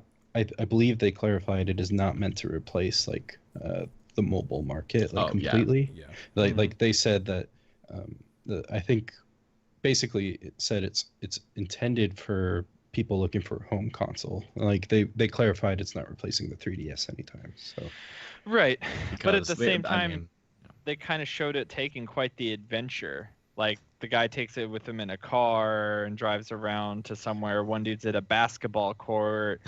I mean, unless they really just like kind of overhyped the ability of it, and then it falls really short. Like, oh, it's only got a few hour battery life. Like, and I think if they do that, it'd be really bad for them. Yeah, despite how portable it is, I don't think they'd ever come out and say that it's replacing the 3DS, because that would just a lot of loss of sales for that. Well, some people like the 3DS for the 3D functionality. Me personally, I crank that shit off when I play it. Like, I've never turned it on. I have no use for 3D in my gaming. I'm fine with it just being what it is. But, yeah. Well, I love the target audience that we see clearly in their reveal trailer. It's not about the kids anymore. It's about people like our age. Right. Like, you see basketball and Skyrim and. It was everybody. Yeah, like whenever I'm teens. playing hoops, you know. Yeah. And I do like Nintendo actually recognizing esports as well. So there was that little. Yeah. Oh Okay, yeah, hold I on. forgot about that. You are part. not going to fill a stadium with Splatoon, okay? The game is already dead. No. Damn, KD. I know, Going in. but they're at least Rip admitting Splatoon like teams. I know there is an esports scene. right. And at least hopefully acknowledging we're it actually from gonna their see own some- mouths. Yeah.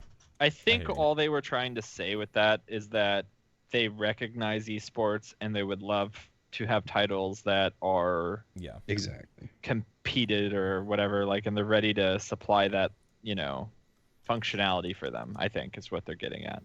Yeah, I just think it's odd they'd go for Splatoon and not Smash Bros, which is already a hugely successful esport. I 100% agree. And when I saw that, I thought, as soon as I saw like the jerseys and all, I was like, oh, this is going to be Smash Bros or something. Yeah. And it was yeah. I didn't even know what Splatoon was, and I saw it, and I was like, the problem with doing that is that would be confirming that Smash Bros would be on the next console, which they're not. Right. So they're anything they showed, which is a new Mario title and probably a new Mario Kart because of the way that was being played. But then we're gonna see. Well, there was characters that aren't currently in Mario Kart displayed on that commercial. That's what I'm saying. So they're basically confirming there's a new Mario Kart and the new Mario, and Splatoon's going to be on the new console. Because if they put Smash Bros on there, that's basically confirming. Okay, guys, they're not going to advertise Smash Bros in the new console and then be like, oh, that was just an ad. We're not going to be putting it on there. So they had to put. But I mean, at the same time, you have Bethesda coming out and saying they're not confirming that Skyrim is going to be on the Switch. Like, despite gameplay being shown, it's never been officially confirmed. Yeah. Well, we could be seeing some of that NVIDIA technology, being it is the Shield basically rehoused, that maybe you'll be able to play your games from the PC onto the Nintendo Shift. I don't know. Because you can do that with the Shield. I mean, the internals are there. So the technology's there. NVIDIA is doing this. That would be Nintendo, a really bold move. Yeah. I don't know, Nintendo is doing PC games. That would be different. I wouldn't expect that. You can do that. You can do it the other way with, oh, well, you can do that with the Xbox One right now. So I mean, I'm just glad they're going with a route where they're like, we'll also put real games on it this time instead of kid games. Oh yeah, I mean, Yeah, have you guys sure. seen their third party? The third parties they're working with for the launch. I mean, No, it's I have not. Yes, I will add that From Software, developer of Dark Souls, was on that list. So Katie's Zen's so wet right now. that makes me very, very moist. It definitely will help them a lot, and the survivability of Nintendo's like console gaming. Like the thing that they're missing out on is these big titles like Dark Souls and all that stuff, and a lot of the reason why like big fans have a Nintendo is because they love the Nintendo exclusive games, right? They've always, everyone loves Mario and all these things, Mario Party, whatever, right? What have you. Like people love those games even from a kid to now, but it's like they lose their market and they go somewhere else because they're so close-minded with like, oh, use your fucking nunchuck. Like screw you and your nunchuck. Just give me a controller and I'll not buy a PS4 or I'll not buy a whatever because I can just play those games on the Nintendo.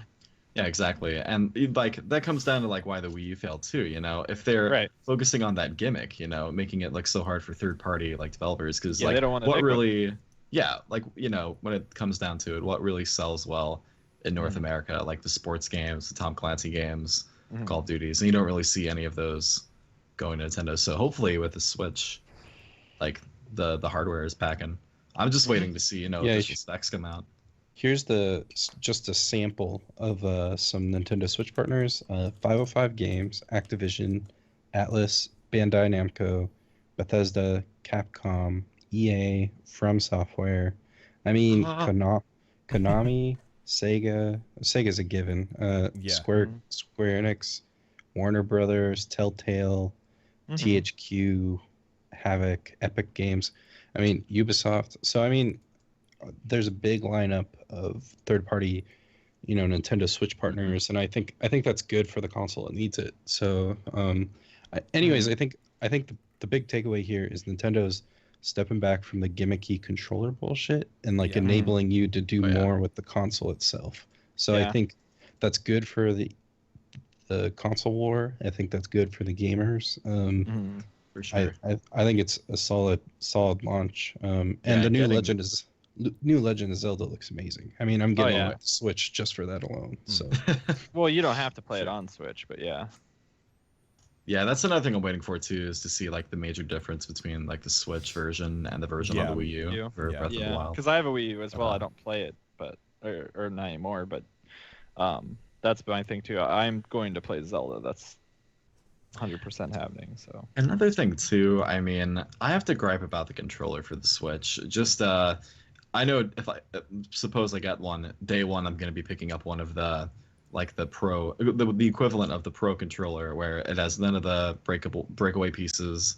It's just it's got like a more traditional layout because when you look at the Xbox One layout, basically the stick got moved back down. People are happy about that. But looking at like the two pieces on the tablet and on the controller that comes with it that it slides on, being directly vertically like apart from each other, I think is really bad ergonomically. Because like for example, holding a DS, I don't have a DS close to me, so just take my word for it. Having a control stick like right above the D-pad, that's not really comfortable. It just doesn't fit well for your hand. Where you look at other controllers, it's like made for the arc. So like getting one of those third-party controllers, I think is a must.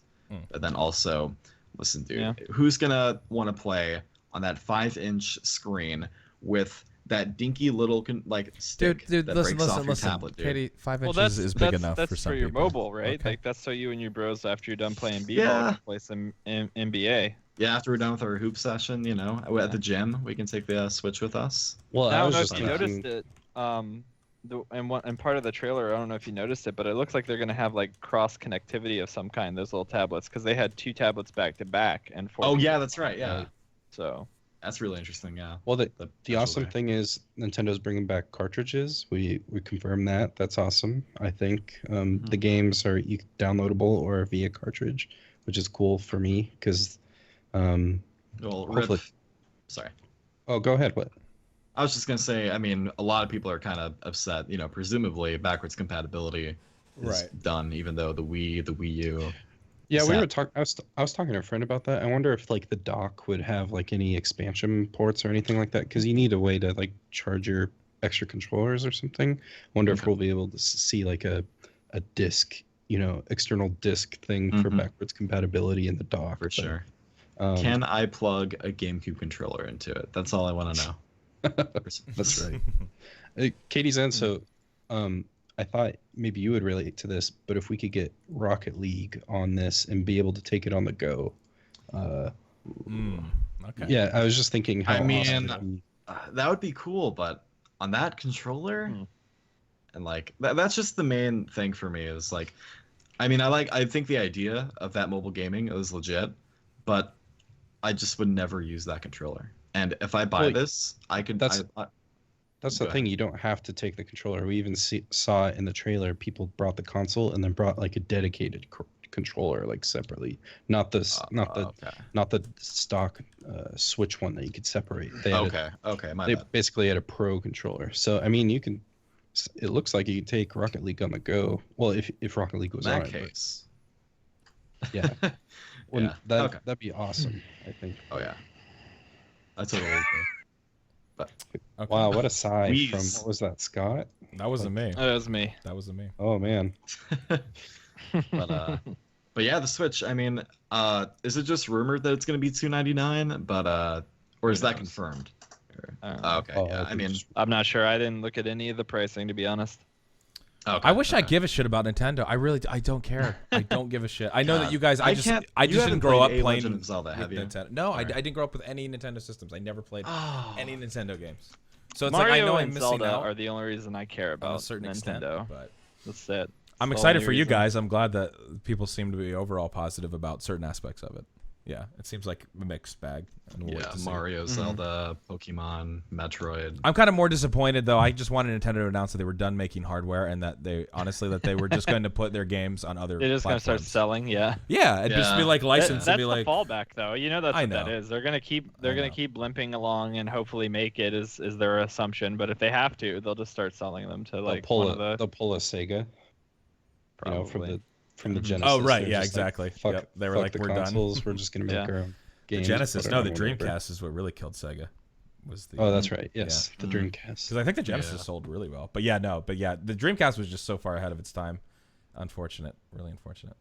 But okay. Well, there you go. We've got one more piece of news here we want to talk about, which is NVIDIA giving details on their 1050 and 1050 Ti launch, which is going to be happening on October 25th. Brad, you want to talk a little bit about what we're looking at? These are pretty cheap. Well, So- going for the cheap end of the market for sure. No, it is literally cheap. I mean, it is a direct stab at AMD.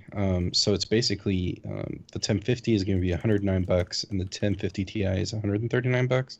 And it's basically for people looking to play like MOBAs, FPSs, or I guess some recent titles Yeah. at like at least 60 frames per second. That's the goal.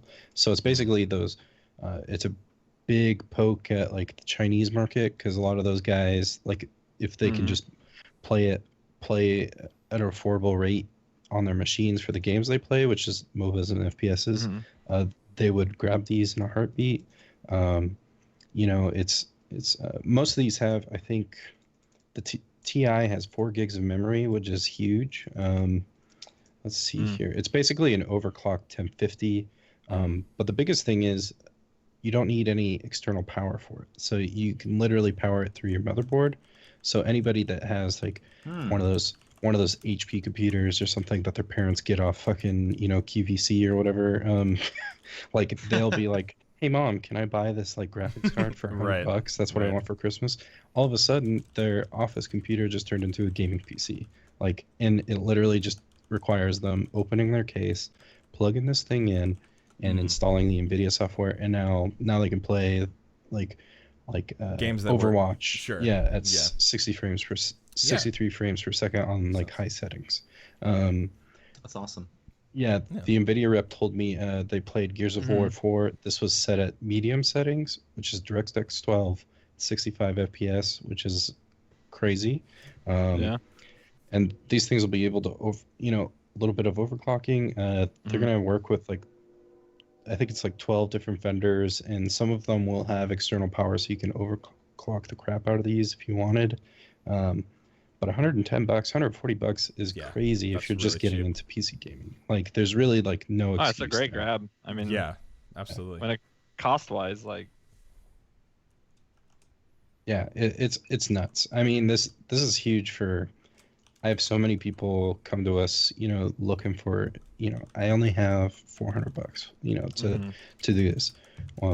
Give me something that can outperform a console. Well, here's your answer. It's the GTX 1050 Ti. You'll be able to play all your games at like medium, some of these at medium settings, 60 FPS. Like GTA 5, it's a demanding game. They're advertising 62 FPS. Like, Damn, that's nuts. That's Yeah, crazy so, on that game. Yeah. I'll believe that when I see it. But if that happens, that's crazy. Right. well, that's one of those things, Scott. They say stuff like that, but they never tell you what they're pairing it with. Well, like sure, what exactly. Kind of Like RAM, what's the CPU CPU and RAM or- we're running? Because GTA 5 is an insanely CPU bound game. I mean, again, it's very tough on your graphics card, but still, like I remember, I don't know, I felt like it was always. No, they taxing do my tell you. CPU. So it's on an i5 4670K. Okay. GTA 5 and Gears of War was medium settings. Okay. Overwatch was high. So I mean, That's decent. that's mean, i5 we'll is see official benchmarks, I think, at the end of the month. That's from vendors and things like Can that. I pick up a shitty fucking Celeron processor? This is what I'm talking about. I want not the i5. Give me a nice Celeron processor or super cheap CPU, and then put I mean, this card i5s in. are pretty cheap now, aren't they? I mean, for No, the most i5s, part. you're right, Yeah, are probably pretty cheap. Yeah, they're like $250, 220, Yeah, something That's like definitely that. So, that's definitely reasonable in the budget PC world. yeah, so I mean, to play GTA 5 at 60 FPS on medium settings, that's pretty damn good, So For Well, a that's budget NVIDIA. PC, yeah. Yeah. That's I cannot believe they only drop 75 watts. That's just well, that's what crazy. makes it so you don't have to have external power. So it's Right. literally like those people that buy Dells or HPs or whatever. They'll be able to, Right, who aren't going to replace the power supply. But getting that performance too is just Yeah. crazy. It's crazy. Crazy. Yeah. So yeah, that's pretty crazy. Expect to hopefully see that in some KBMOD build guides in the future. The other thing I'm realizing about that is this could be great. Again, I'm thinking just streaming side, but you could just put in, like if you're going to build a streaming PC, you don't need an insanely powerful graphics card, right? You could buy one of these cheap. These are one of these cheapy $100, you know what I mean? NVIDIA cards and put that in there and be fine. I'm sure. Exactly. Yeah, I think if anybody's looking for a PC, start a PC, I think go for the 1050 Ti if you can't get it like a 1060. But if you're just looking for a card to throw in there, hell yeah, just throw in just the standard 1050 and call it good. Very No cool. reason to. But I mean, what's an extra $30? Exactly for Right. for more. But I don't know. But yeah, I think that's probably all that I know about the 1050 Ti. So Okay. right. Very cool. All right, well, that's gonna do it for the longer form section of the news. These quick hits we have are awful because they involve Hearthstone, which I don't play, and no one here plays super regularly. Actually, Will, do you play Hearthstone regularly? No. Okay. No. Yep. Don't I care played it a because little Brandon's bit not at here. one point, but now. Yeah, so Brandon's not here. He would talk about that, and then we have another piece that we're just not going to talk about. So we're going to move on to the section of the podcast. We're going to talk to Will a little bit more, get to know him a bit better. I have you on this section as interview section. I see that. Shots_TV, aka Big Dick Willie, which you didn't realize I call you Big Dick Willie behind closed doors, but now you know. So, No, I didn't. I thought that was just our bedroom talk. oh yeah, All right. sorry. Well, I guess it technically is behind closed doors when we're in the bedroom, but you're right. All right, so we're just gonna first hit you, Will, with a couple quick takes. We call these questions. It's gonna be basically this or that, basically kind of question. So you don't actually have to think too much. Just first thought that comes to your head when you hear the two options, and just go through. So. Okay, so it's just like an A or B, basically. A or B, exactly, and just answer quick. Yeah, Just exactly. whatever comes to Oh, your mind. goodness. So All we'll do right. these. We'll do these real quick. Okay. Here we go. First one. Ready? 3, 2, 1. All right. NVIDIA or AMD? NVIDIA. Okay. CS:GO or Counter Strike Source? CS:GO. John Romero or John Carmack? John Carmack. Okay. Yeah. Kim or Taylor? Taylor. Okay. Good choice. oh, okay. Favorite meme, current and old. So this one isn't an and/or, but Give me one meme that you're a fan of right now, and maybe one that's a little bit older, if you can think of one. A current, it's got to be Kinbone. Nice. Is a current. Okay, Ooh. good choice. I fucking love the red sweater, man. Old. Trying to think of probably like one of my favorites. It's like on the tip of my tongue, if you know what I mean. It's one of those ones that's you're just like, I can't remember.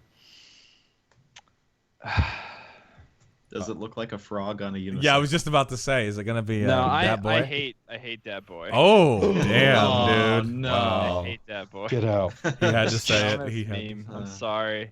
I All hate right. that one. Well, this is. But Yeah. Well, Baby really stumping step you in. on old meme. You really- it's yeah. okay. Well, I'll do the second fave for sure. It's Okay. Mama Didn't Raise No Bitch. If you've seen those, I don't know if I've seen that one. you haven't No, seen I those don't know. memes. Those No. are funny. Okay. If you want a good time, Scott, when you're bored, Yeah. Google some of those. Google "Mama Didn't Raise No Bitch" meme, and I Yeah. can. Okay, I'll have to check. That You will out. see a list of memes. This is why we ask, though. This is why we ask guests, because I know we always talk about memes on this cast, but they're memes that I've never seen. Like, there's so many, you can't possibly know them all. So, okay. For a split second, I got really worried you would say Harambe for your old meme. Oh, God, I can't believe he's that old. Oh yeah. All right. Thin crust or deep dish? Thin crust. Thank God. Okay. Coke or Pepsi? Coke. Great choice. GIF or GIF? GIF. Yes. Is a hot dog a sandwich? No. Great, Ooh. dude. Okay. Full marks. That was good. Wow. That was good. You know what? We disagree on maybe the Dat Boy meme, but other than that, I am pretty. Those were great. I identify with almost all those answers. Will I feel like Nice. we've gotten closer on that. Awesome. All right, so let's just real quick talk, just to give a little background. We won't go too long on this, but just so people who maybe are hearing you for the first time or don't really know who you are. I know live here, there's a lot of people that kind of mingle in my stream, KBMOD, your stream, but maybe for some audio listeners who only listen to podcast. Who are you? When did you start streaming, and why did you start streaming? Maybe just give a little background. I'm somebody who used to play games professionally a lot. I haven't really been playing anything recently. I'm most known for probably Counter-Strike and 1.6, and at the beginning of Go for a long time I was playing like at the highest level. I led 2 teams to invite in CS:GO. Though that's probably as far as like the gaming side of it. I mean, I've played competitively in dozens of games, but those would probably be the accolades, except for like maybe Day of Defeat, but no one cares about that game other than me, I guess. Day of But- Defeat's such a great game, but yeah, I love that game. I love that game. Yep, I won Cal Invite for it 3 times. If anyone's Fuck, that I old. never knew that. I never knew that about you. Wow. Okay. That's awesome. Yeah, Day of Defeat, fucking incredible. I was a Day of Defeat god at one point. Nice. But what got me into streaming Yeah. would be pretty much fans. Is what born that. Like I was playing games competitively. I can't remember. No, we weren't playing competitively at the time. But me and Flom had played together. He was doing the stream grind after getting let go from one of his pro teams. I don't remember. Was it Noble? No, not Winter Noble. Fox? I think it was Winter Fox Oh, at the okay. time. Yeah. Anyways, and a bunch of people from his thing said I had to stream, I should stream, whatever, and I ended up finding a way to do it and started streaming off one PC and doing my own thing about this is a little over a year ago now, and shortly after I was lucky enough to meet the right people to get a sub button and all that stuff, started growing a community and doing my own thing, and now we're here. That's Now very we're much here. where it's at. And Awesome. I stream every day, Very cool. except for Saturday. Yes. It's been good getting to know Will. I think we definitely met through Flom, right? That's how we would have first Yes, interacted. yeah. I met pretty much everyone through Eric at one point or another yeah. in the streaming universe, we'll say. Yeah. For the most part. And now me and you pretty much game almost every day together now. Right now, we're in that grind. Yeah, It's awesome. a lot. It's been good. A lot. All right, and so gaming background a little bit. Where did as far as what did you kind of grow up playing as far as games? Like you said, you're not really a console gamer. Did you console back in the day, or talk to me about that? I mean, I've been a gamer my entire life. I played I played Sega. I played Nintendo, like the original Mhm. Nintendo Duck Hunt and all that. I played. I think I played my first PC game. I think it was either Quake or Unreal Tournament. Mm. I think, and then I played the first version of Day of Defeat at some point, and I played those two games for a long time. Ended up getting into Counter-Strike eventually in 1.5. Day of Defeat wasn't taking off as much as Counter-Strike was at the time, so also there was a bunch of drama. A lot of people thought I cheated Day of Defeat for a Oh, while really? after. See, this Yeah. is so fascinating. I never realized that about your Day of Defeat. Yeah, career. and I don't remember what version actually now it was of Day of Defeat, but we were I was on the best team for Day of Defeat. Yeah. And then we won Cal Invite. I had an insane finals match. Mm. And one of the guys on the team was convinced I cheated. So he talked to the other guys. They decided not to bring me back next season. Oh, wow. They felt like that I had cheated Like you were a them risk out or of a real something? win. Yeah. I didn't get banned. Never got banned from Sure. Cal. Yeah. Joined the team that we beat the In- following season and beat the team that I was on. That's amazing. And Invite that season, and then I played one more season and won, and then I decided that I was going to switch my focus to Counter-Strike, which one of the guys on the team in Day of Defeat played Counter-Strike as well. I moved into that, met a few people, kept playing. I played immediately at a main level. I wasn't mentally that good at the time, but I was physically that good and knew enough people that I could get just thrown into the hot pan, because back then it was just Invite and then main. So like Right. main was Yep. like the second highest division you could play for the game. Oh, I'm aware. It was huge too. Like it was a lot different, but Yep. either way, played that. And from there it was just baby steps. I found the right people, played with Invite, a multitude of Invite 1.6 teams for a long time on and off, and just kept gaming. Okay. Eventually went to school, did some accounting, and got tired of doing accounting, hated it. I got into accounting because it was kind of like something I did because I thought it was required. It wasn't what I wanted to do. If I had chosen what I was going to do, I would have done like something along the lines of like marine biology or something like that. Or game development. Those were really like my two main focuses that I liked when I was in school. And I ended up doing accounting because my father was a successful businessman that owned multiple businesses. Yeah. And I thought, someone will need to help him. Okay. And I started doing that, but that was a bad idea.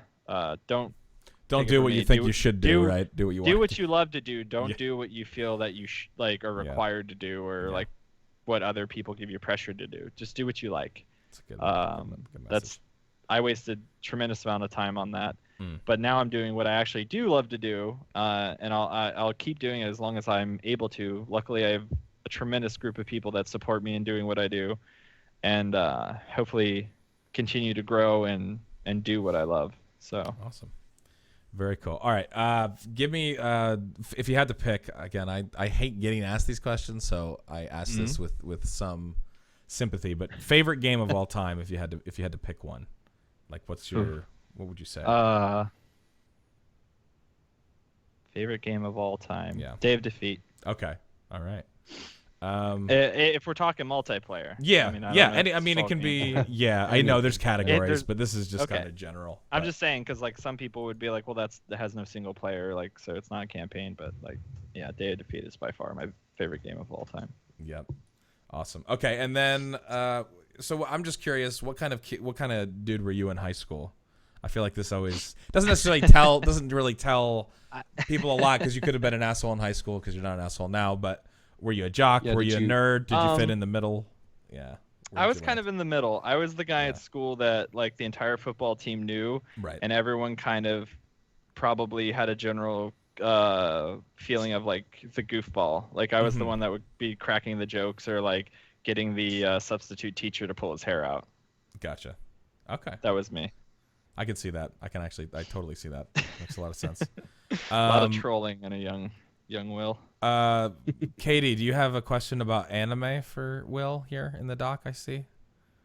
Are you a weeb? Do you watch anime? I don't think I'm a weeb. I don't watch like seasons of anime. I have watched anime. I've watched a lot of anime movies. The only Just ignore show, Katie Zen. It's okay. the only show to credit as far as it's concerned, or as I can say, is I did watch all of Attack on Titan. That's the most recent thing. Yes. I don't know. I couldn't tell if that know was much an of anything annoyed else. side or Movies, a happy that's it. side by KD right there. I don't know what that was. Oh, that's excellent. That's like okay. the one that I pray someone will say, but I okay. know like no one's seen Attack on Titan. But then, Okay. oh, excellent. And you liked it, right? Like you enjoyed it? Or... Yeah, I did. Okay. No, you just watched all the Did you, seasons because it fucking sucked. God Hey, damn it, so did you watch it in English or did you watch it in Japanese with subtitles? Subtitles. Okay, good. I don't watch foreign films and dubs. in dubs, yeah. Good. Yeah. Good. Because Like it doesn't matter the what it English is. If I watch like a French, live action movie, not like a Yeah. anime or whatever, I The dub don't stuff is watch killer. dubs. Oh, yeah, it for always sure. is retarded and it doesn't give you the inflection that whatever movie it is that's popular enough that people are saying you should watch it. You never hear the inflection in the man's voice that's doing the real acting like in a dub. Like the guy's never gonna do as good of a job of what it's been accredited to. So. Yeah, and the Attack on Titan dub especially, they made a lot of really dumb changes. Like, for example, when a certain Titan roars, wink wink, he doesn't roar. It's some kind of like screeching they make, and like just the weirdest, dumbest noise that it changed that makes absolutely no sense. Mm-hmm. But yeah, I agree with you completely on that. But yeah, I'm glad you enjoyed it. It's good. Okay. Season 2 coming out. See, now this is all I'm going to talk about. Now that I know you watched and enjoyed now that Katie Attack Zen on has Titan. bonded with you over you both having seen Attack on Titan, good luck every time you guys interact. Yeah, it's gonna be you like can't get out. yeah, So- that's what happens. Hutch, you have a question for Yeah, I wanted to know Well- what's up with the explain the profile picture, the icon that you have on your Twitch. that's a good Like, what is question. that? Where's it Donald? from? yes. Is that what it is? Yes, it's Donald the dinosaur. Donald was made very long time ago in Paint in computer class Hmm. when I was in high school. Oh, okay. So you just stuck Yeah. with it? It's so. been a profile picture forever. And that's good. That's You've made cool, it. man. You own it. Like it's your thing. Mhm. That's cool. Okay, so high And- school. How many questions do you get about that, like in a stream? Is that a daily A thing? lot. People have asked if it's a retarded turtle, if it's like something. Someone said, Oh, no. one of them that actually comes out pretty often is it a Down syndrome lizard, is what some people ask. And Wow. Donald gets a lot of flack. I think it's just an adorable little dinosaur that looks pissed off, and I've always liked him because of it. Yeah. No, I think it's adorable Yeah, too. it's cute. Yeah, but I was just curious what it was from. Yeah. Just always loved it. Used it for years. It's never changed. So. That's awesome. Very cool. All right, and then we're gonna ask you to plug your stuff, man. Plug your stuff for the people. Where can they find you? On Twitch. You talked about your stream schedule a little bit. Basically, you stream every day except Saturday. Yeah, most I part. stream 3 to 11 generally Eastern every day except for Saturday. Saturday I take off. Sundays I'm a little later generally just because more errands and things that happen on the weekend. I have to hit up grocery stores and things. But you can find me at shots_TV on Twitter or at twitch.tv/shots_TV. And that's with a zero where- too, so that people know. Yeah, Right. it's a zero. Correct. for the It's O. a zero. So it's sh0ts_TV at both at Twitch and Twitter. And yeah, I'm there from 3 to 11 every day except for Saturday. And like I said, sometimes a little late on Sunday, but Awesome. that's my schedule. There it is. All right. Well, we appreciate you coming on the cast and chilling with us. And honestly, check Will out. He's a really good dude. He's got a good stream. We have a blast playing games together. So a good community to get involved in. So you have a good community over there as well. So that's a big part of it. So definitely check it out. And he liked Attack on Titan. So Katie Zen, I know you'll be over in his stream. Talk to him about that. Oh, absolutely. I'm still holding on to this Twitch Prime sub and got a Yeah, prime candidate. Just play Dark Souls 3 and he'll fucking insta. That's true. Dude. That's true. You load that up once. That's all it takes. I did actually, and we have a death counter in chat Yes. for it. And What do you think of Dark Souls? I love Dark Souls. Oh my one god, of- he's one of getting the his subs- wallet I can out literally right now, hear dude. Katie Zen's boner just constantly hitting one the of the desk subs, every one time. of the Wolf says subs in anything. my chat. We're actually supposed to be playing it again when the new DLC comes out, because what happened was I thought it saved my information online, which it did not. Yeah. For the saves.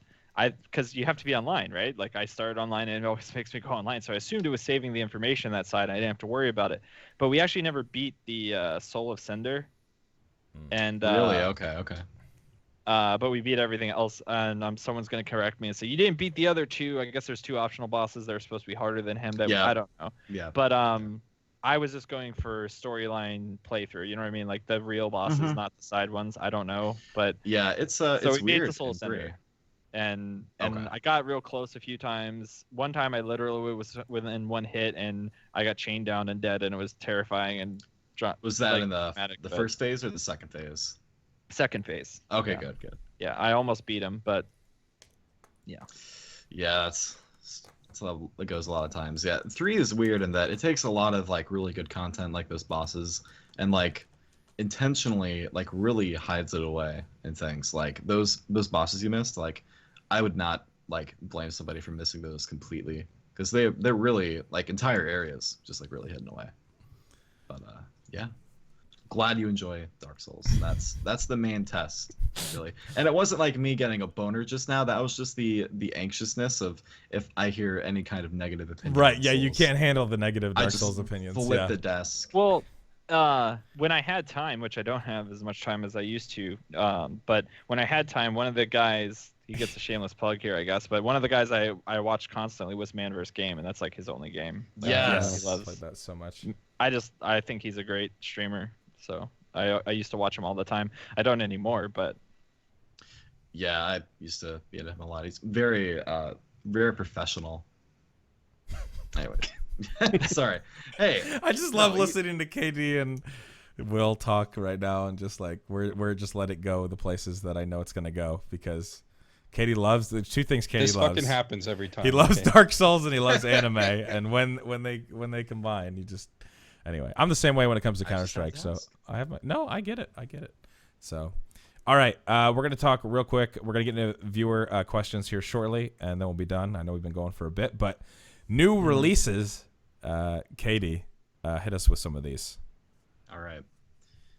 I have to warn everybody doing these new releases. This is going to be like crawling through the mud in Battlefield 1 because this section was not made by me. It was made for me. So I have to read this and make my way through. So let's there are a couple notable releases that because of Extra Life Land last week did not really oh my god, Brad, fuck you. Didn't really get to. Civ 6 came out on October 21st. So now you can finally make Gandhi nuke nations out of control. Again. excited. Nice. Scam. I heard from a lot of like websites that it's like the most polished Civilization experience. Although I haven't really gotten into the games that much, but yeah. So look out for that one, and then of course also on the 21st, Battlefield 1 released.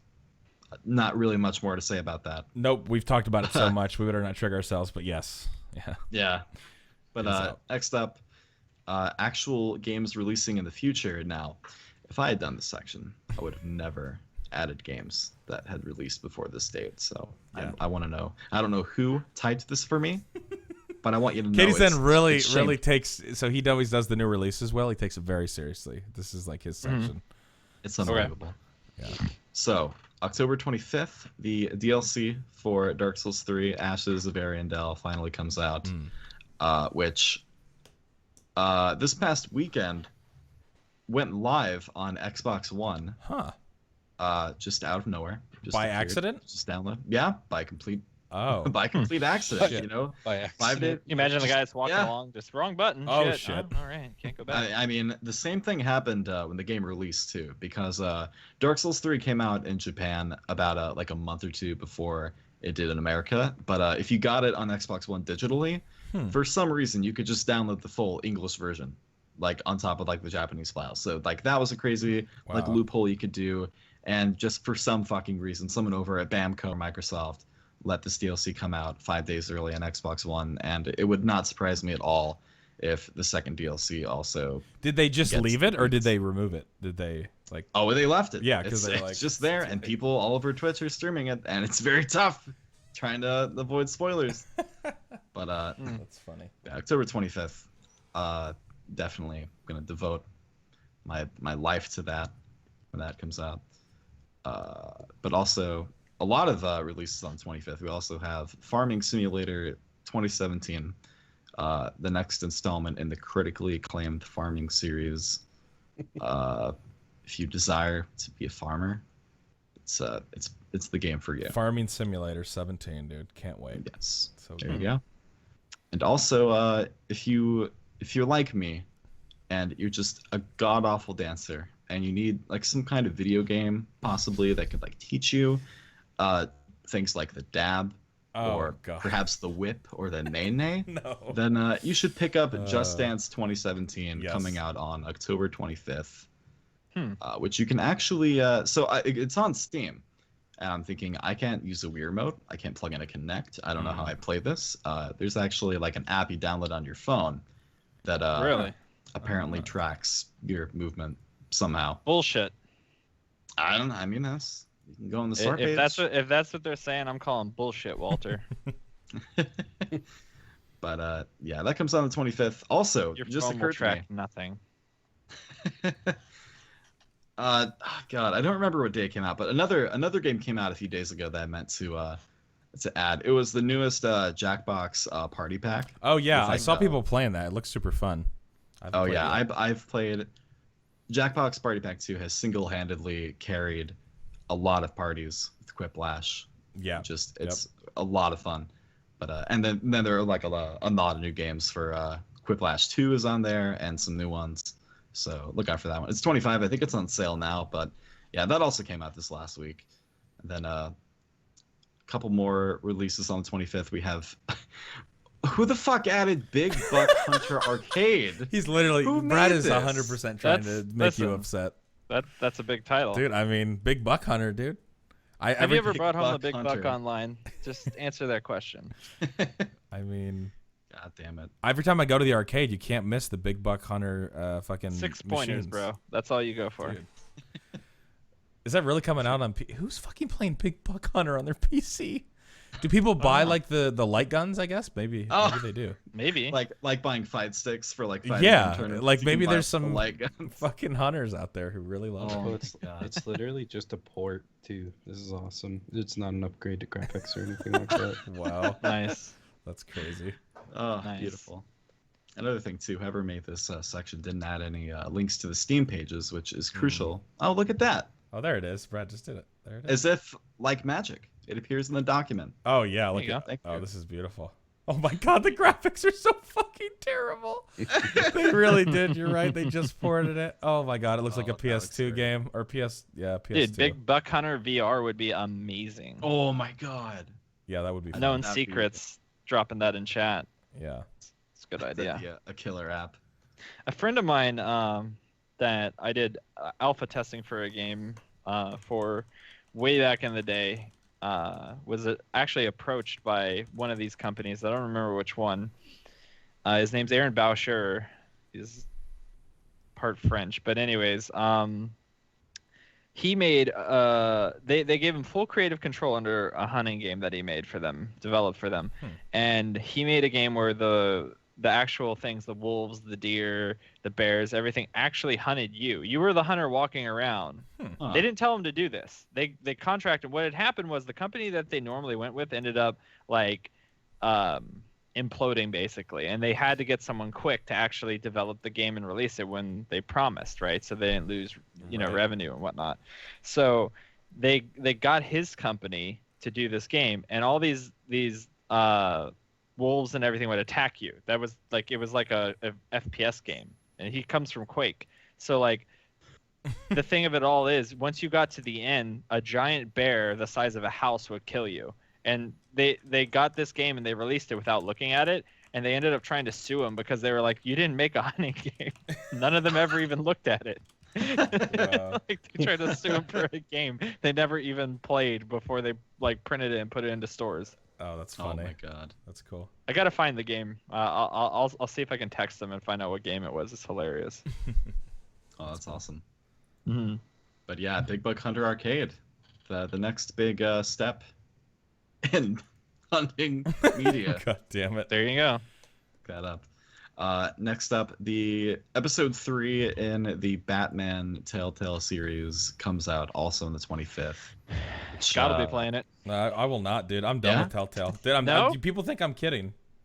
People You're think done I'm with kidding. Telltale? You're After- just done with them? I'm done. See, I have was zero trying to desire. get my foot in the door zero. as you basically were shutting it for good. Like, 'cause I Exactly. was like, everyone keeps talking about these. Scott's a good person to talk to find out if I should really care. And then like you're done. So I guess I'm never. Starting, I'm telling you, after the 13 and a half hours of Minecraft story mode, I will never forgive Telltale. And the thing is, like, there are good examples. Like, Wolf Among Us is great. The original Tales from the Borderlands. Tales yeah. from the Borderlands is amazing. Like, you would like those games. I'm just not giving Telltale any more of my money in the future. I even have the first Batman. I bought the first episode. I'm done. I'm done. I thought that I would like get over it, but I literally hear Telltale and I have no desire. I have zero the question though, Scott. I mean, Yes. you did play through the Minecraft. Everyone has a price, you know. Oh yeah, what's the price to go back to Telltale? No, I'm not doing it. Yeah. I'm not even gonna say it because somebody Oh, will do man. it and they'll make me No, play. just throw it out there, Scott. Let me To hear play it. what, the Curious. Batman? To pick up the Batman franchise? I don't Yeah, even- to play. You have to finish it. No, Come on, it doesn't it's not matter. like there's Doesn't Batman matter YouTuber if DLC. Batman ends in 19 episodes. to play them all through in one sitting again, like to do it. I don't know. I'm not doing it. I'm not risking it. It's probably Honestly, the not Batman bad. is not terrible. It's okay, but it's not great. It's okay. It's It's all not like typical there's Telltale. Ruben. It's not like there's a Batman YouTuber DLC episode you have to It play doesn't through. matter, dude. It's so like, and the other thing is like, I used to be a big proponent of Telltale. Like, people come in and be like, "Oh, look Yeah. at that fucking shitty engine," and I'd be like, "Yeah, but it's not about the engine, and it's not about the lack of stuff that you can do. It's about the story." And then they made fucking Minecraft story mode, which had zero fucking story, horrible voice acting, terrible writing, and on I top watched of it, part of your playthrough. the I saw engine- some story. and then I was just like, yeah, they really are just phoning this shit in. Even with the Batman thing, it's like, it's not terrible, but it's not good. It literally looks like it's. I'm sorry, I'm ranting. Well, it's one of those things. It's I'm one of over those it. things, right? Like, I'm once over you it. create a separate genre of game, in a sense, like a sort of like, you know, they've made their own little like cubby market, right? Like, once you do that, you don't really have to put out that good of a story anymore. Like, people just do it because like that's what they like. It's like those people like that do hunt and can't. peck games. Like, there's like all kinds of people out there that I don't know if Exactly. you've ever seen this, but my mom loves these fucking things. Is you go out there and like there's endless amounts of $5 to $10 games where it's just those fucking games where it's like you see a picture and like I found the telephone in the picture. That's Right. That's a market. people Exactly. have, No, you're right. and You're they're right. locked in. You're right. Doesn't matter how bad the games are anymore. People will pay the $5 to $10 that like those games every time. Yep. Yeah, no, you're right. No, there's a market, and I used to be one of those suckers, and I've seen the light. I guess is where I'm going with this. That's not to say that Telltale doesn't have. There aren't good examples of Telltale executing well and actually making a decent product. Tales from the Borderlands is fantastic. Even if you don't want to call it a game, even if you just want to call it a interactive experience, like a Interactive TV show. story. Interactive story. That's really what it is. But they're not getting any more of my money. I'm done. Okay. Fair enough. We'll see. Fair enough. But I don't have to get What? started then. No, you know what? Honestly, Will, I would say want you to start, but no, yeah, I think stay clean. You're good. I'm fine with it. You're good.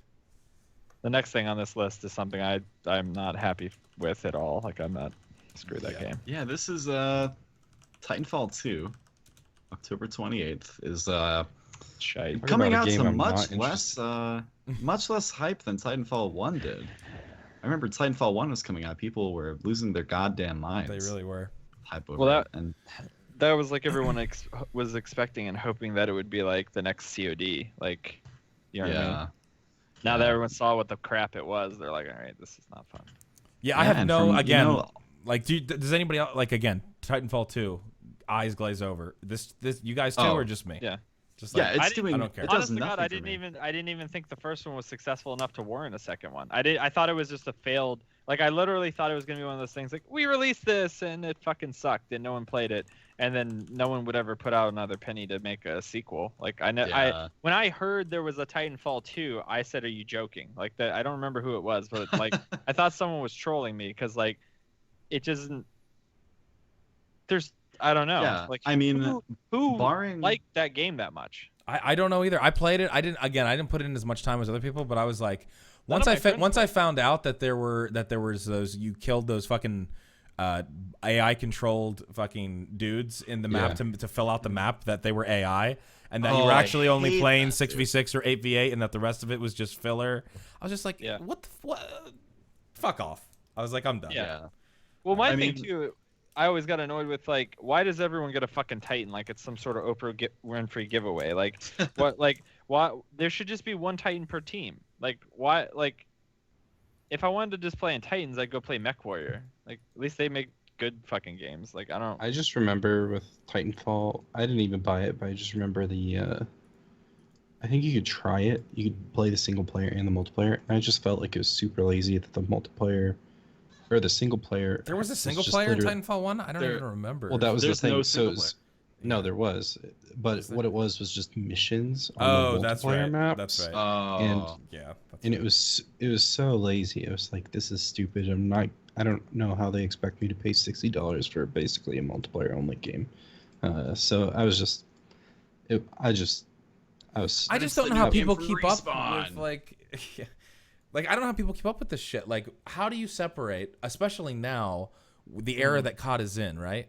And we have Yeah. Infinite Warfare. How do you? I know it's not going to be exactly the same, but when I look at those games and you look at Titanfall and Titanfall You 2, just remove the Titan. That's Yeah, the separation. no, really, One and has then the it's just Titan, like, one doesn't. oh, there's wall running. You can climb. It's like, I mean, they're really. I hate the current direction of COD. I mean, Yeah. I haven't I do played a too. COD game. I in can't forever, but it's fucking. just- I have zero. I don't desire. want suits that climb and jump. I mean, when I go to look at professional COD gameplay and I find out that 99.9% of the quote unquote pro scene, I don't know if this is true. I could be talking out my ass, but I'm just telling you from someone who doesn't follow it and just goes to the Call of Duty thing and like happens to click on whatever the ESL or whatever it is, they're playing like fucking murder ball. Like they're running around. Oh with yeah, a no, ball. yeah. It's fucking. It's not even.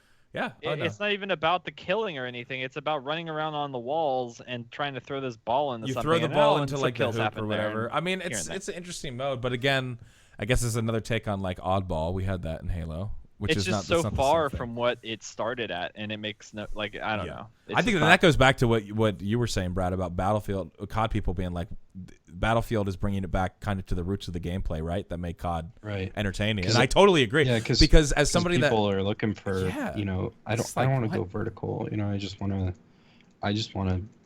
want to shoot shit. I don't want to have to worry about people flying in the sky or things like that. I just want to straight up old school FPS. But Battlefield's kind of bringing that to them when Yeah. Titanfall 2, Exactly. Titanfall and COD are taking that away. Well, that's what I was saying. Like, I Making hadn't it played any something COD else. forever. I went into Black Ops 3, and I was just getting shit on from every different angle. People wall running or just jumping over me. 50. I'm just like, what? What is? I'm sure I could get used to it, but I was just like, this is just as frustrating, if not more frustrating than It's the just previous it's CODs. not necessary. Like, it's why? like you've gotten to the point where it's like you're just making shit up. Like I Yeah, don't like know. the new movement isn't innovation. It's just Different. new for the sake of being like new and additional, not for like improving anything, just being additional. Like, don't know. But that's what you get from releasing. You have 3 Right. studios and Yeah, releasing a every new year. title every It's single fucking year. insane. yeah, That's you what know, you just- get. Infinite gimmicks. Warfare. Yeah. With Infinite Warfare, like it's literally just the exact same controls from Black Ops 3. Infinity Ward just continues to innovate the least of the 3 developers, and Yeah. like, it just sucks. And Titanfall 2, barring the single player, like the multiplayer just seems like it's doing nothing, like really new aside from the grappling hook or new Titans. yeah. But hey, you know what? Maybe at the end of the day, it'll be a fun video game.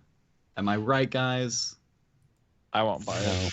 No. No. Okay. All right. Well, let's. They get shouldn't into even some bother beer bringing it to questions. PC. If it doesn't have even like a space on console competitively, it's not going anywhere on PC either. Yeah. Just won't happen. No, there Yeah, will be a big that'll community. be less than 200 active players in a month.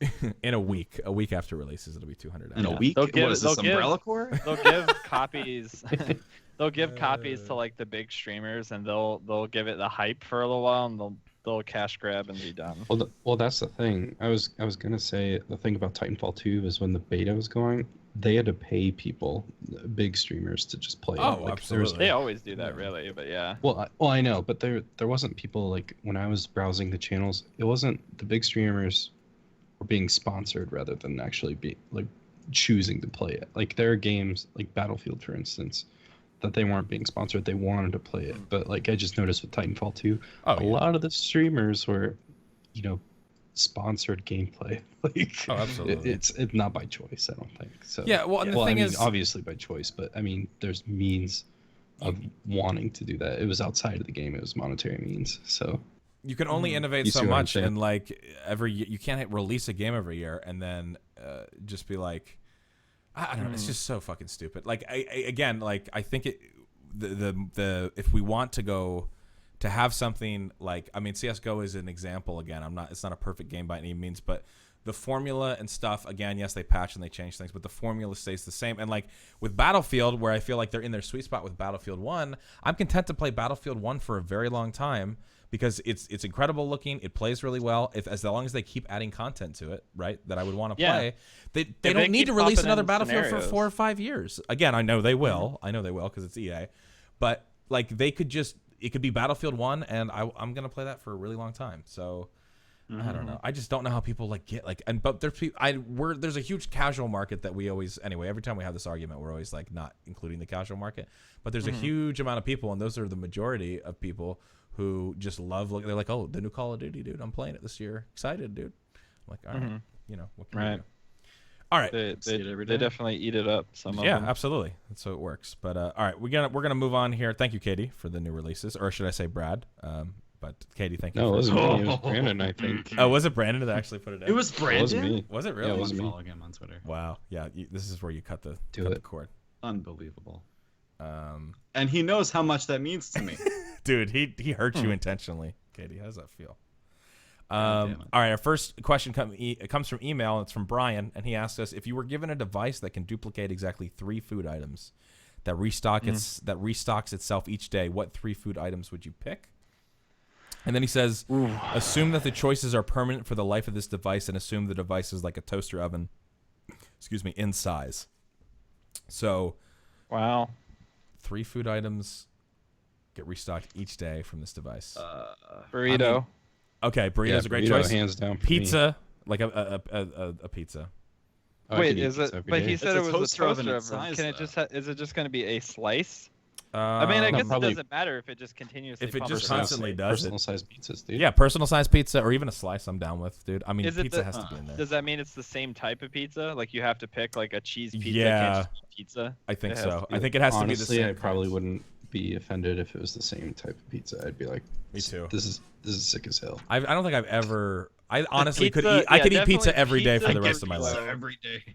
Yeah, Dude, I could. I really could. I mean, look at Pizza me. Tell me I burrito. couldn't.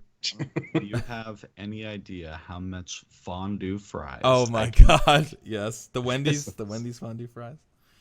You Uh, picked it for me. It's pizza, burritos, and nachos, and I would Ooh. Nacho's a good That's choice. pretty good. I would be the fattest bastard Yeah. ever and love You'd it. be- I know right off the bat, Hardee's has a delicious chicken biscuit No. on their breakfast menu. Oh, shut the fuck up. It's amazing. I'm not even going to accept defeat on this. Okay, I'll hey. defend that. Fight sandwich. for your Hardee's, dude. Fight. I like it. I'll fight for it, dude. Fondue fries, that's one thing. Oh, But man, 300 chicken biscuit. And then you see people coming out with ads like, they thought I was crazy for having chicken for breakfast. Like, dude, I've been having chicken for breakfast for like 5 years. It's You know what? delicious. Does water count as a food item? Because that would be dank. Infinite water. No. Scott, I want to do a Jack in the Box munchie meal. Oh my God, that's a great. Yeah, but so it's not.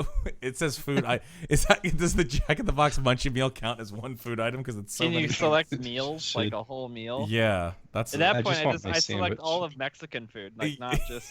yeah, the whole Can I umbrella. just have the whole Mexican menu, whatever you want to shit. call that? Mm. Oh yeah. Oh. Shit, dude. Yeah. I mean, burrito's a great choice because a burrito, I mean, again, it just has a little bit of everything in it. What else would be good? I mean, I love burgers. I love sandwich. It would be hard. Like, I like a nice sub, right? A nice Italian sub, maybe. I don't know. I wonder, could you fit in like a bowl of chicken broccoli Alfredo? I mean, presumably, if it's a, let's see, toaster oven in size, yeah, you can do it a bowl. Okay. And I'm sticking with mine. All those three that eat all the time. So good. Holy shit! Wait, did you? I'm so hungry now. Oh my God! Did you like that, Katie, or did Brad? no, That was me, man. Oh my God, Chicken that tater looks munchie meal, fuck. dude. Oh, that's the chicken tater munchie meal. Yeah, you let me have a bite of yours when we were at. Oh, this is so good.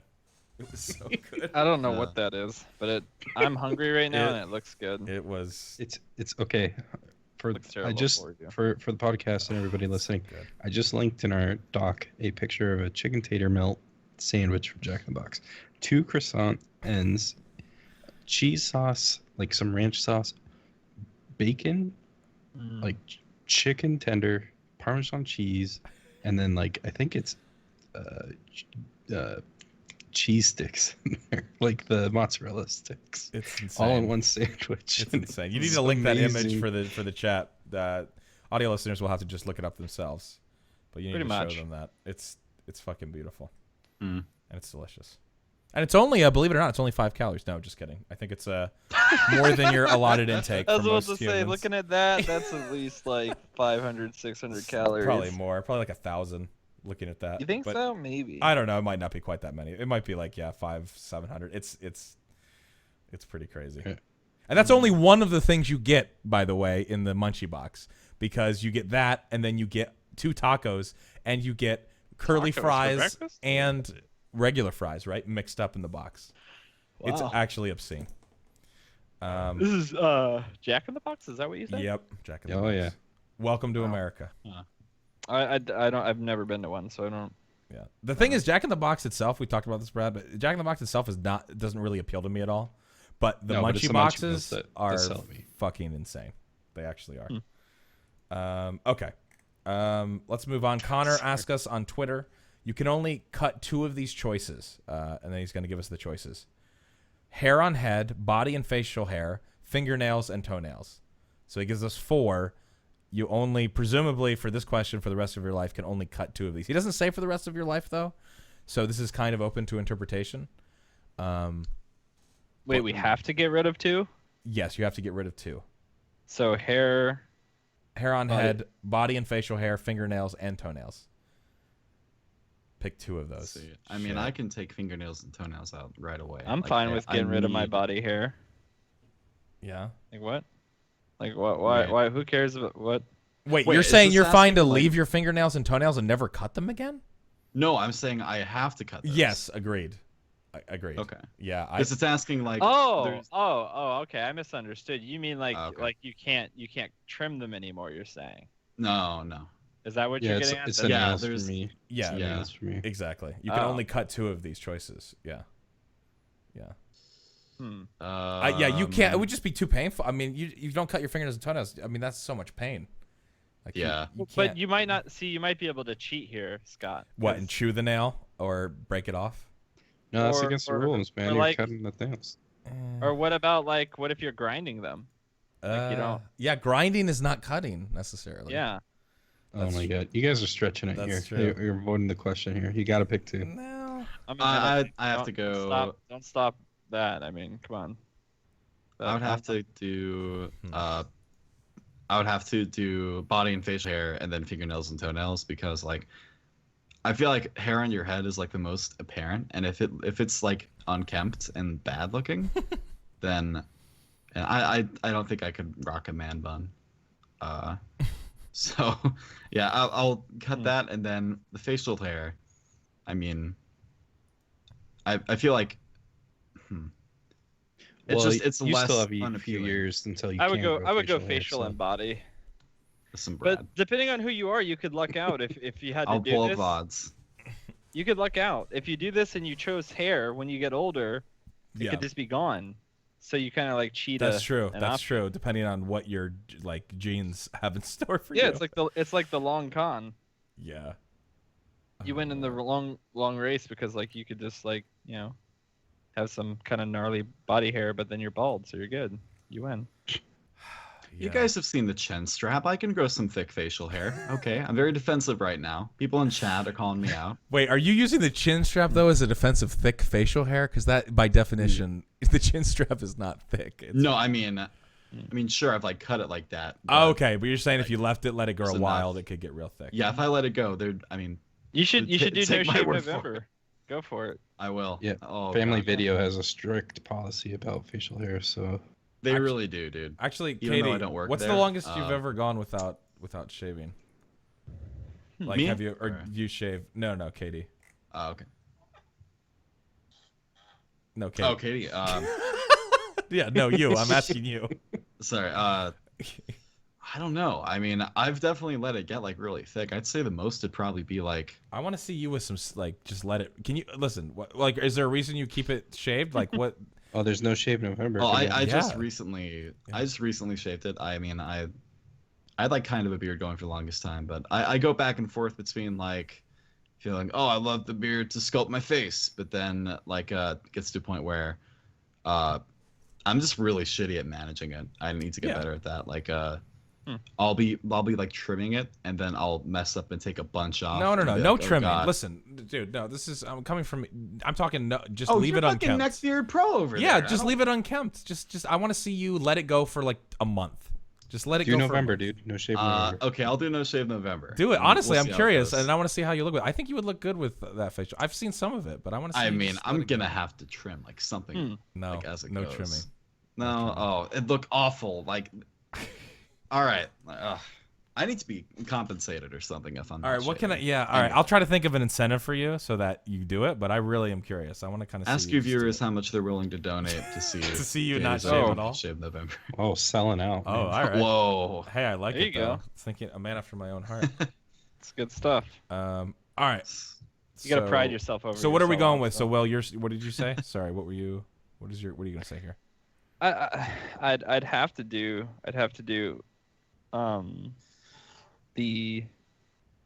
the body hair and facial hair. Like those Okay. would have to be, Okay. because you have to do your nails and like I feel like you could have a pretty gnarly beard, but with the right product and stuff, you could still deal with that and like kind of do something crazy, some Gandalf moves or something. Yeah. And as far as the body hair, I mean, I don't trim anything but the one spot, so it's like What one spot? I don't even know what you're talking about, but okay. I mean, Yeah. so it's like, I don't know. I mean, gonna have to deal with the jungle, I guess. Okay. Fair enough. Yeah, I'm definitely going fingernails and toenails as far as what I have to cut. As far as like actual, Same. yeah, like I can't. I'll whatever hair on Yeah, head, you'd body. have to leave the nails. have to Like lea- you'd have yeah. to. Yeah. You can't let that gets out of control. All right, so Yingity Yang is gonna be our last question. Shout out to Yingity, nice Canadian boy, very nice. He's in here right now. Mm.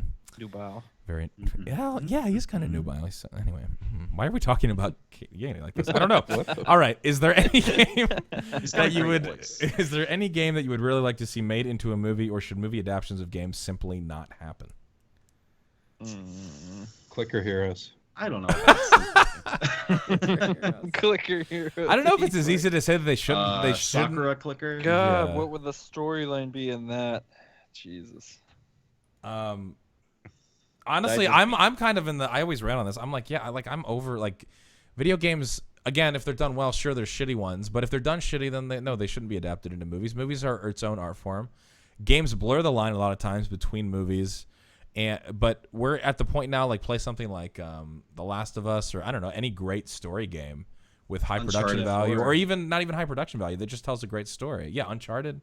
Like, Yeah. we don't need these things to be made into Hollywood movies. They stand on their own as pieces of art, I think. So, like, Yeah, who and they tell cares? the story better than Yeah. a movie could ever do. Exactly, because what is always the problem? They're like, well, how are we going to get all these little nuances into It's just like, no, that's why you play the fucking game, because that's what it's doing. It's doing its job to tell those stories. Yeah, in and it's nuanced kind of ways.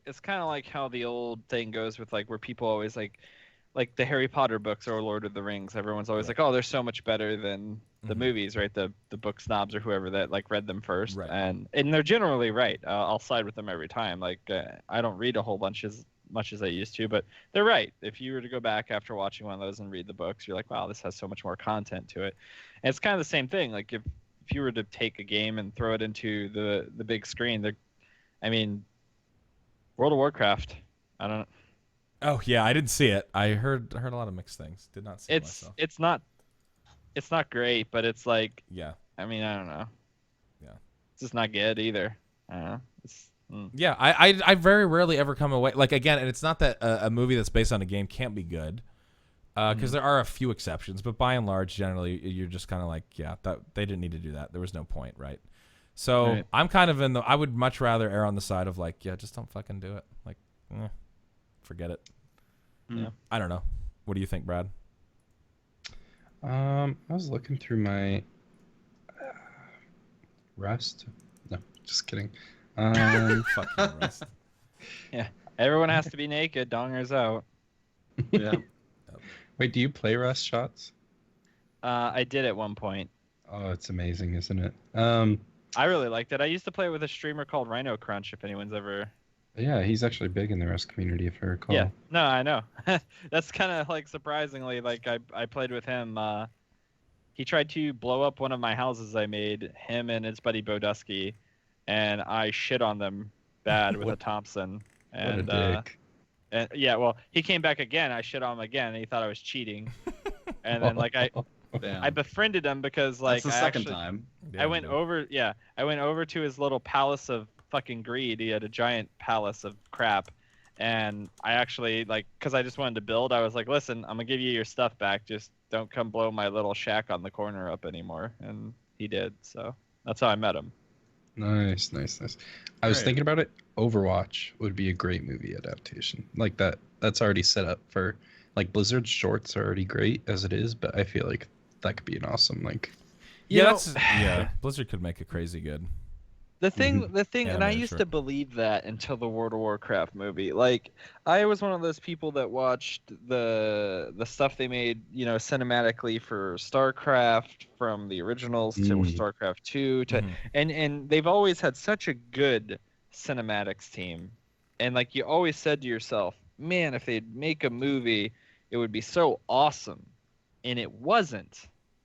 Like, so I just don't think. I don't know. I don't know if it's a different group or maybe not. I don't know. Yeah. I Not mean, as good.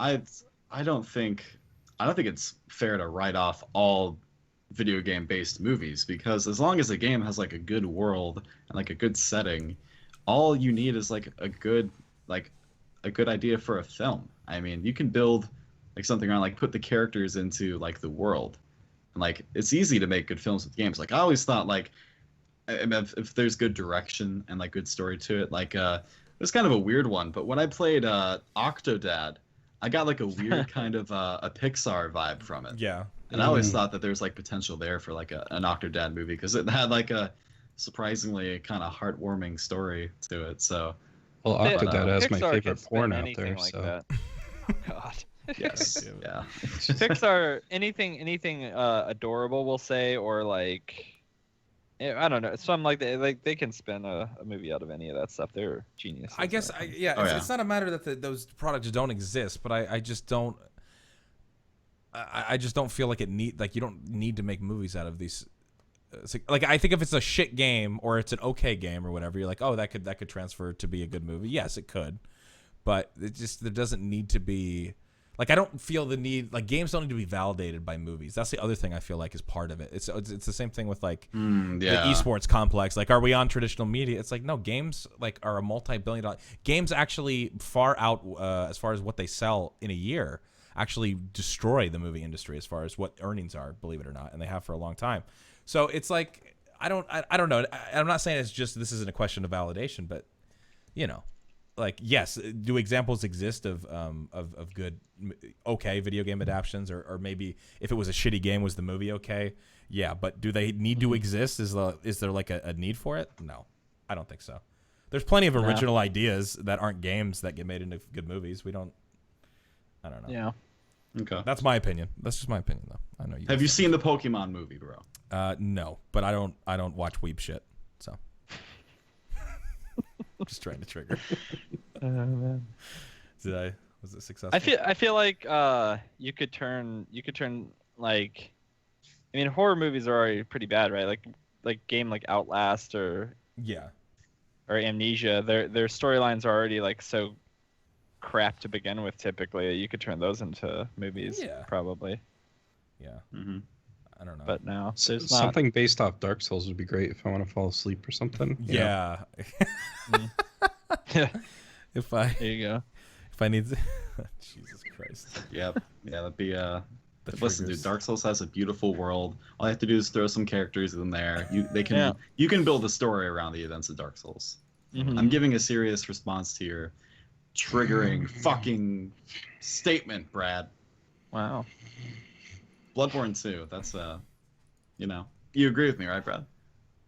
I think we've Demon lost, Souls 2, right? we've lost Oh, I've Brad. got This another is great. example, Scott. You know, we thought Sorry, I we blacked out. What? skipped the most important What's that? example of how good of an idea it is to make a game into a movie. What about Doom? There you go. That's a good one. Oh yeah, that was a Great really They should movie. get, That was a great they should movie. get The Rock for that. Loved it. Yeah, it Yeah. would be crazy if they were able to get someone like Dwayne the Rock Johnson to really. Yeah. Really He carry really Hmm. It's a great movie. Yeah. Can we get a Doom sequel with John Cena? There you go. There you go. Stop, Katie. Stop The- giving them ideas John, because John I Cena. imagine Doom. him being Duke Nukem. more that's than true. anything. I could see. Oh, That would- Cena he being- would he would make a good Duke Nukem. Yeah, Oh my god, I'd watch the fuck out of that. yeah. John Learn summed it Cena up for is me. I feel like Duke there are Nukem. a ton of cool ideas, but I'd rather experience it through the character perspective that video games give, and that's how I feel most of the time. Mhm. But The only reason Duke Nukem was popular is because every kid could go see pixel titties pixel for the first titties, time. yeah. Was it really that, that great game? I mean, for its time, it was definitely. Every kid revolutionary. was going into those little porno Oh, yeah. booths and just, Absolutely. I did the same thing. what are you doing in there, Jimmy? Oh, just playing Duke Nukem. What's that noise, Jimmy? Nothing. Controller's hitting the desk. That was the sound from the room. That's a very small sound, Jimmy. Well, I had to anyway. All right, before this Is gets that any, what your parents told you? it's a very small sound. What the fuck? Dad was disappointed from the fucking gate.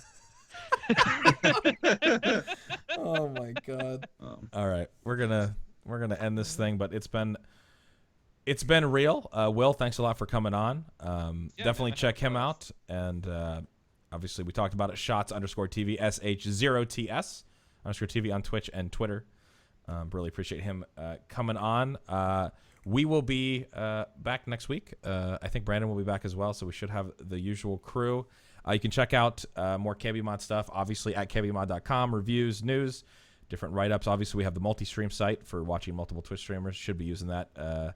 If you do not use that, then I don't know what to tell you, but you need to be. You can follow KBMOD Gaming on Twitter, at KBMOD Gaming. I am at APL Fisher. Katie Zen is at KatieZen18. We've got Brad at Hutchison15. And you can always hit us up with whatever tasty memes or comments or suggestions that you would like to do. You'll notice I skipped right over the review of the week because there was no iTunes podcast review of the week this week because you guys fucking failed. So we had a really good run with a whole bunch of really interesting and good reviews. And then, this week it stopped. So get those reviews in. Obviously, rate us 5 stars on iTunes as the only rating we deserve. And then go ahead and put whatever you want in that review box. Just make it entertaining. And you might be right at the end of the cast. This week, you all get a 0, an F. So do your homework next week, and hopefully we can have some memes here towards the end. But thanks a ton for listening, and we will see you guys next week for episode, 255. Jesus. Yes, it is. So we're reaching the max variable possible in Good. early computing. we are, absolutely. All right, see you guys later. Thanks for listening. Yatta!